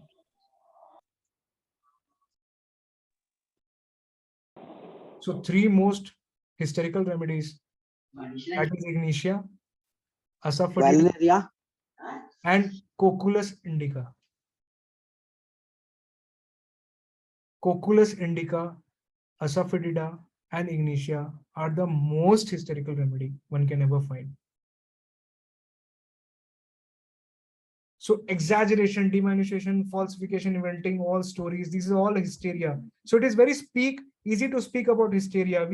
It's like speaking about cervical spondylosis or back pain, but we don't know anything about the disease.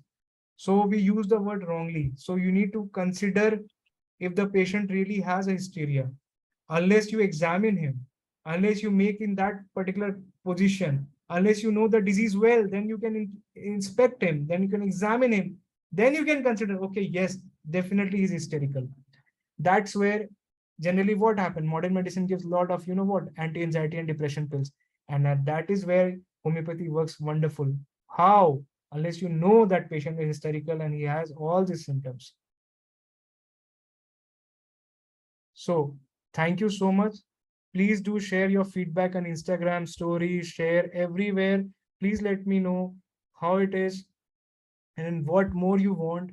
I'll be readily help you. I have made a Telegram group. I think we're almost like 700 members plus. And we are keep on discussing a lot of cases. We are helping each other's cases. We are helping everyone to evolve homeopathy better. And it's a team effort. I alone cannot do it. Only you all can do it. So, Sir, can I ask you something, please? yes, please.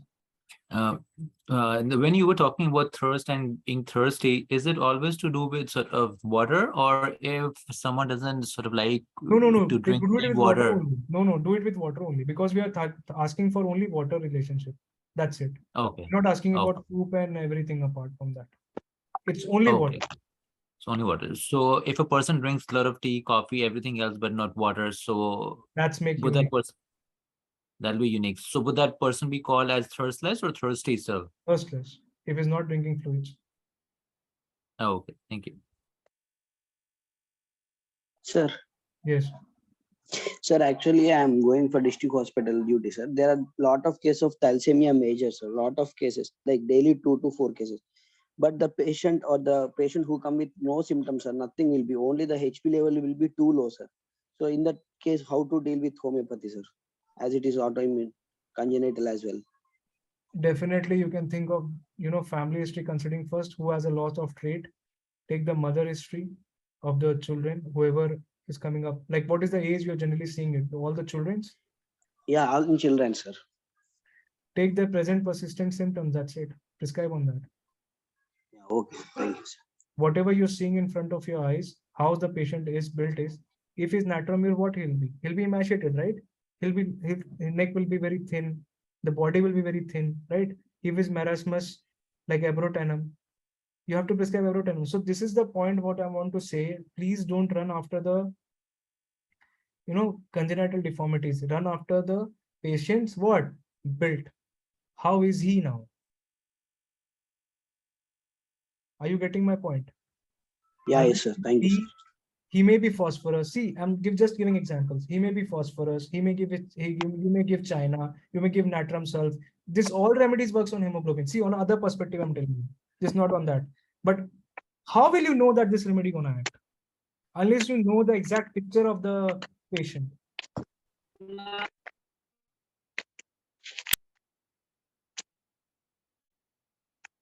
Yes. Any more questions? Sir, how to reveal the history from the indolent patient? From the indolence patient. Yes, sir. From the indolence patient, you can get their ask for mother or father, whoever their observers. That is more helpful in this case. If they're not ready to give anything, just ask from. At least you can get the physical genders out of it. And definitely you can observe their indolence. If the person is indolent, lazy, you will see him in front of your eyes. His way of sitting, his way of pattern of talking. He just want to leave this cabin and just go and just relax. He's trying something to, bend on. He's trying something where he can, spread his legs, keep his legs over the table or anything. That indolence will be reflecting in his appearance also. That is where you have to improve your skill of observation. Okay, sir. Okay, sir. Thank you. Yeah. So, Yes. in case when the bill does not match, Yes. but the picture matches, Definitely that prescribe. case, You can prescribe. yeah. See, there are a lot of people who are fat on that stage. Now they are thin. So you need to find out the cause, what had actually happened. Now, earlier they were fat, now they're thin. So consider that history and you prescribe on that. Okay, thank you. Yes. Sir, Yes. role of diagnostic test in homeopathy. Like there are many patients who think like modern medicine and physician, even for fever or something, they go and the doctors prescribe do this test. See, to be So very honest, yes.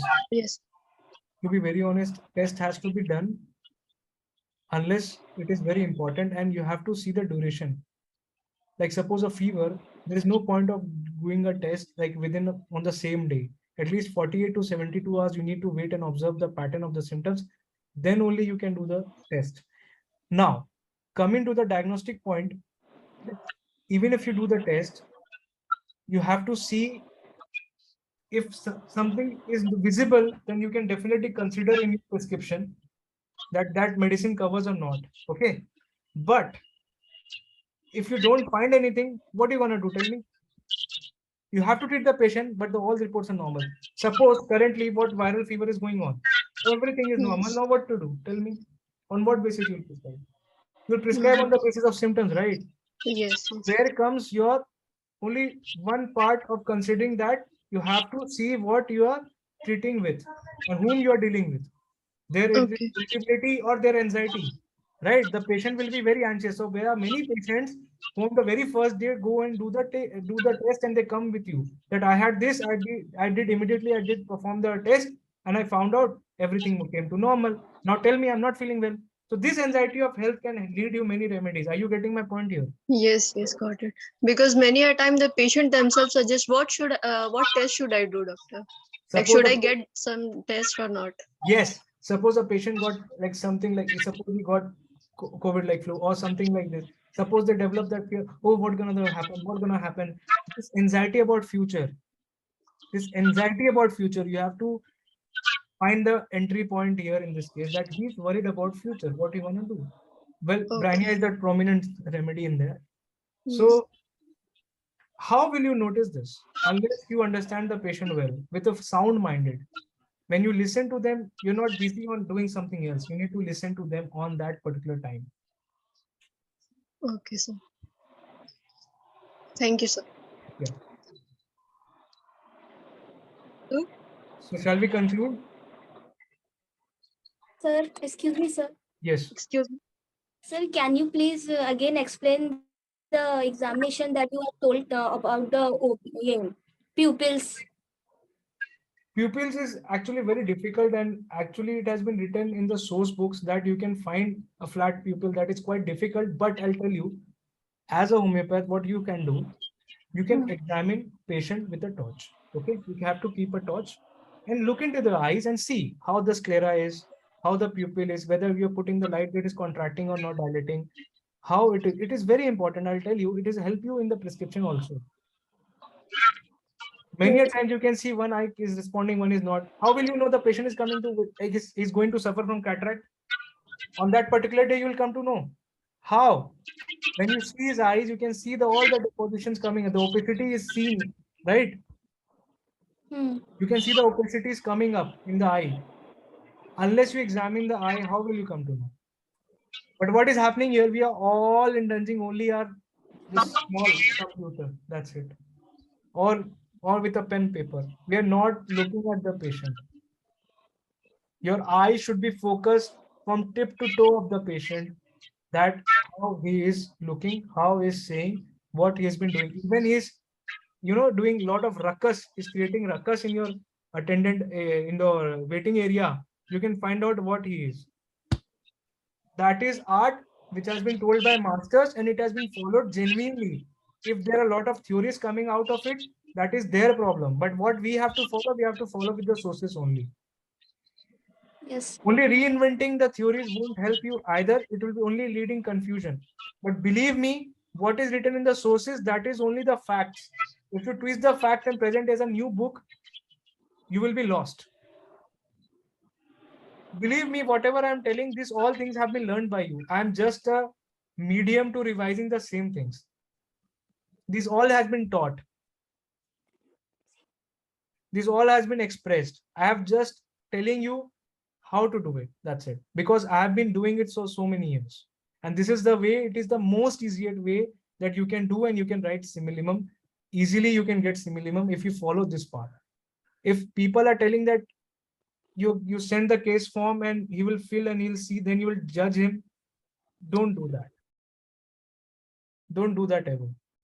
Because unless you see him in person, or you see in a video call, or see him through a Zoom or through anything, you won't be able to make out how his build is, how is he looking, how his expression is, how is he talking to you, is he talking in an irritated manner, or is he talking like this. This all small little information can actually help you on the right prescription. Correct or not? Tell me. Yes, sir. Correct. These all are very basics. And this is the thing we have to hold on forever, and you have to prescribe. Whether you have only 120 remedies in your clinic, you will be the most successful practitioner in your area. Once you follow this, then only. You'll treat the most difficult ICU cases, even if you have only 20 remedies, but you are well versed with that 20 remedies. Are you getting my point?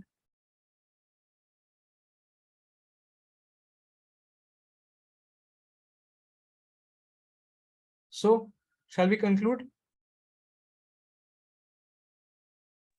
Yes, sir. Okay, thank you. Yes, sir. Thank you so much. Yes, sir. Thank you, sir. Hello, sir. Thank you so much, sir. Hello. Hello. Yes. Yes, sir. Sir, I have a question. Yes. Sir, I'm giving you a scenario in which a patient says, I got the lesions on the palms Yes. while I was experimenting with the mice. Yes. So, sir, in that scenario, what should we take ailments from? Means should we believe that कि सच में उसको उसके वजह से वो lesions आए होंगे No, या फिर he got lesions after experimenting with the mice, right? yes, right. So, Did he use any chemicals or anything with the mice? no, he was a scientist or something, and they were experimenting with some liquids or that he clearly didn't tell me. But he Yes. said he was experimenting with on mice You for ask him 3 what he was exposed to. What he uh, was exposed to and what was the cause. He might be a simple case of injury, which you can think of arnica, Bellispie, hypericum, anything, any injury remedy. You can also give calendula. incident happened 2 years ago, Okay. and the lesions started coming after that. So you need to ask what actually he used during the mice experiment. Like if we use some chemical exposure, then you can think of rhodium bromide, X-ray. So you have to link the things like that. Are you getting my point here? Yes, sir, yes. So you need to find out if suppose an X-ray technician is working and he's got some lesion in his mouth.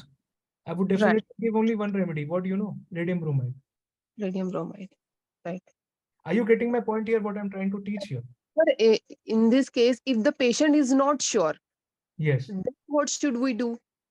Patient is not sure. See, there has to be something inside. If he's not sure, then try to ask what you can get out of it, and you can ask the character and everything. Then at least you can get a guiding symptom which can lead you to the right remedy. Okay. At least something might be different with this, individual. Something you can find. Yeah, that I got the symptoms, means individual symptoms. But when he was saying he got these lesions from the mice experimentation and all, so I thought कि मतलब वो हम consider करें या उसको बिल्कुल भी consider ना करें. नहीं, definitely करना है. You have to do it. Okay. Because lesion के पीछे भाग के क्या होगा? कुछ नहीं मिलने वाला. नहीं. Yes. वो तो हो गया. अब क्या करें? हुआ किसको है? उसको. भरा नहीं क्यों? Okay. Why didn't those lesion got healed up? Why? There has to be some reason behind it, right? Why he got exposed, and from where he got exposed, and why after 2 years it occurred? Why on that particular moment it didn't occur? That is the question. Is 2 साल बाद आया ही क्यों? पहले क्यों नहीं हुआ? If he got repeated exposure, okay, there has to be some story behind it. And now what he does, and since when he got it, how all of a sudden he noticed it, and he's telling he's a scientist and he used, and definitely he must have used some chemicals. Right. It is impossible that without that he can get affected. Okay. So there has to be something which has to be looked out. Otherwise, it won't be easy to prescribe on these cases. Okay. Yes. Yes, sir. Thank you, sir. Yeah, thank you. Sir, Yes. so if a patient has come from another homeopath Yes. after taking a lot of medicines, Don't need to give antidote. You just give him what he is requiring. If you start giving camphor and Naxwamika, there's no point. There's no point. He won't but feel will better. but He will won't feel he better. will the patient have an effect of all those medicines like combination? No, nothing. See, definitely if he has come, he has suppressed his disease first. He has taken a lot of patent, lot of whatever nonsense he has taken it. Don't worry about it. If your remedy is right, he might have taken any damn thing. It's gonna work. Okay. And do we need to give? It's gonna work only for 1%. Then you can raise up your scale or potency. Then you can find it will work 5%, then 10%, 15%. Gradually, you will confirm yourself as well that this medicine is working on him. The effect might be slow because of so much of suppression inside, and they may show different pictures Suppose a patient of nux vomica you're treating, he may come and he may show some different picture of remedy again in the next visit. Gradually, you'll see different remedies. He may require different remedies, but at last, you will clear his case completely. This happens in a lot of cases. But these are those cases which are actually suppression taking place because of wrong abuse of homeopathic medications. Okay. Do we need to give them intercurrent remedy for just to know whether the previous medicines has any block on it? No, unless there is a miasmatic block. Like, how will you know there is a block or not? It is not important to give intercurrent remedy all the time. It is not at all important. So unless they have a history of cancer, unless they have a history of tuberculosis, unless they have a history of diabetes or like hypertension, how will you give intercurrent? This intercurrent का भाषा नहीं समझा लोगों ने. Why is it important? Intercurrent is important where there is this kind of episode, and believe me, there are only 4 miasms. That is 3 miasms, psoriasis psychosis. That's it. Apart from that, if you're learning anything, that is bullshit. So, because unless you are considering these kind of miasms, you will be lost in so way that you will not coming up, like you will be in a drastic failure situation. I'll tell you. If you want to know miasms, please refer only theory of chronic disease. Apart from that, there is no miasms invented or written anywhere else. Because so yes, tell me. So there is a concept, no, that when one well-selected medicine does not act, you have to give an intercurrent remedy. So if he has taken, suppose you give a nux and he had a family history of anything, you can give an intercurrent. That's intercurrent now. So the family history or any kind of history is really important while giving intercurrent. Yes. Family history is very important. Intercurrent, see, unless suppose a patient you are treating of a chronic disease and he get an acute attack, definitely you have to treat what the symptoms he get on that particular situation. You have to treat on basis of that. And after that also, if he is not improving, then you have to consider only his what? Family history. On that your prescription should be. So it is a point where you can improvise and you can get results very quickly. Now, suppose I'm reversing it. You know, he has a tendency of very strong in cancer history. Why not you are prescribing carcinosin on the very first day? Tell me. Why you're giving all the nonsense remedies when you're not trying to clear up? So why we are choosing a last option of intercurrent remedy? Why, when we know it very well on the very first day that is has a very strong history of cancer in the family? Why not prescribing carcinosin on that the very first day? Tell me. That is where the problem is. We are not sticking to the basics and follow the simple things. We are just confusing ourselves again and again. Yes, sir. We are waiting just to know whether there is a miasmatic block. Only then we give intercurrent. Tell me, who told there is a blockage? Is Hahnemann written anywhere that there is a miasmatic blockage all the time? No one. It has been talked to you. No. Yes. Hahnemann has clearly written, when you have a family history or hereditary history, please prescribe on that. That's it, simple. And now coming to the materia medica point, we know very well that if suppose this had a history, this remedy acts well. Just give it. If suppose that remedy doesn't acts or works, then you apply your brain somewhere else so that you can get that picture. But what is the first thing to do is to treat what you see. Unless what happens here, if you apply your energy, all of the energy in evaluating something which is odd, you'll actually spoil the case and come up nowhere. And at last, you will be lost at what has to be given in this case. Exactly. This all times happen. So this is where you can correct yourself, that as soon as you find a good, strong history or family history of in 3 generations, this has been simply prescribe on basis of history basis, you'll definitely get the results. And if you find a good, constitutional picture, you can clearly see the constitution, simply prescribe on that. If there will be a tuberculosis history, he will be emaciated, he will be everything, sweating, there will be everything. So everything matches.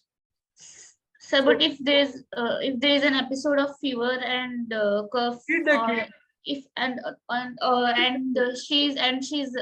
a family history of tuberculinum, can we give at that spot tuberculinum, or do we need to wait till she covers by the acute? See, after all you have to prescribe on the basis of fever symptoms. If she gets fever and you're treating a case of tuberculosis, definitely your remedy is wrong, because that's the reason she got the fever. So you need to select the right remedy. if you select, suppose I treated a TB, okay, so they were getting a lot of hemoptysis, lot of vomiting. I gave Aquilifa indica, and she was absolutely well. Even TB came negative. Everything is perfectly well. Now what to do? She didn't had a fever. She had low fever, which resolved on his own. She didn't needed anything. Now coming to the case, another remedy which I've been, there is a written it in very clearly. They had a family conflict and everything, and she suffered from TB. Due to that family conflict, I gave Kali Cow, and she was perfectly all right. Now think how I choose Kali Cow. Because of the family conflict. Okay. And Kali Cow works like wonderful, ulceration of lungs and everything you can find. So these all Sir, things. but why not tuberculinum in that case? Like if She she's having she didn't have a history of tuberculinum. It's tuberculosis. Why should I give tuberculinum? Unless you have a history. But Or if unless she shows the picture of tuberculinum. It is not easy unless you know how tuberculinum is. Tuberculinum has a constant desire to, roam about. They love to roam. They have very, very violent, aggressive. If you find a patient mild with a TB, what you will do? You cannot prescribe tuberculinum, right? That is where the point is. okay, but Unless even you know the remedy even well, if that patient is having a history of tuberculinum, like family history of tuberculinum, but they are not mild. They are not mild. Okay, they are not mild enough. But you are treating on basis of what? Constitutional picture, right? When it fails, then you give a tuberculinum 1 dose. Are you getting my point here? Okay. Yes, sir. Your priority will be always constitutional first. After that, anything comes down. Your first, see, Hahnemann has clearly mentioned constitution word 16 times in theory of chronic disease, but hardly anyone follows that. Your first remedy will be always constitutional. Always. The first choice of remedy is only constitutional. It might be anything. Anything. If that fails, then you give on basis of modalities or picture or whatever you're getting it. Yes. Because every individual is different and every physician is different who's taking up the case. So they may get this information or they're not. So there are a lot of differences. But the priority is always constitutional. And constitution is well selected. If you select a right constitution, he might be suffering from anything. He'll come and tell you that I had that problem also, but you didn't ask and it was solved. I treated a fallopian tube blockage with Rustox. How? Nowhere it is mentioned Rustox fallopian tube about salpingitis. How it happened? That patient was Rustox. I treated Rustox. She conceived the very next month. Her husband came and gave me sweets, a box of sweets. How this is possible? Because I treated only a patient with similar with the symptoms of Rustox. I didn't think beyond that. If Rustox would have failed, I would have definitely applied my brain something else. Thank you, sir. Yeah, thank you. Thank you. So shall we conclude here? Thank you, sir. Thank you. Thank you, sir. So by when can we expect the recording? By tomorrow, I'll give it. Okay. Tomorrow I'll share in the group itself. Sure, sir. Awaiting. Yes.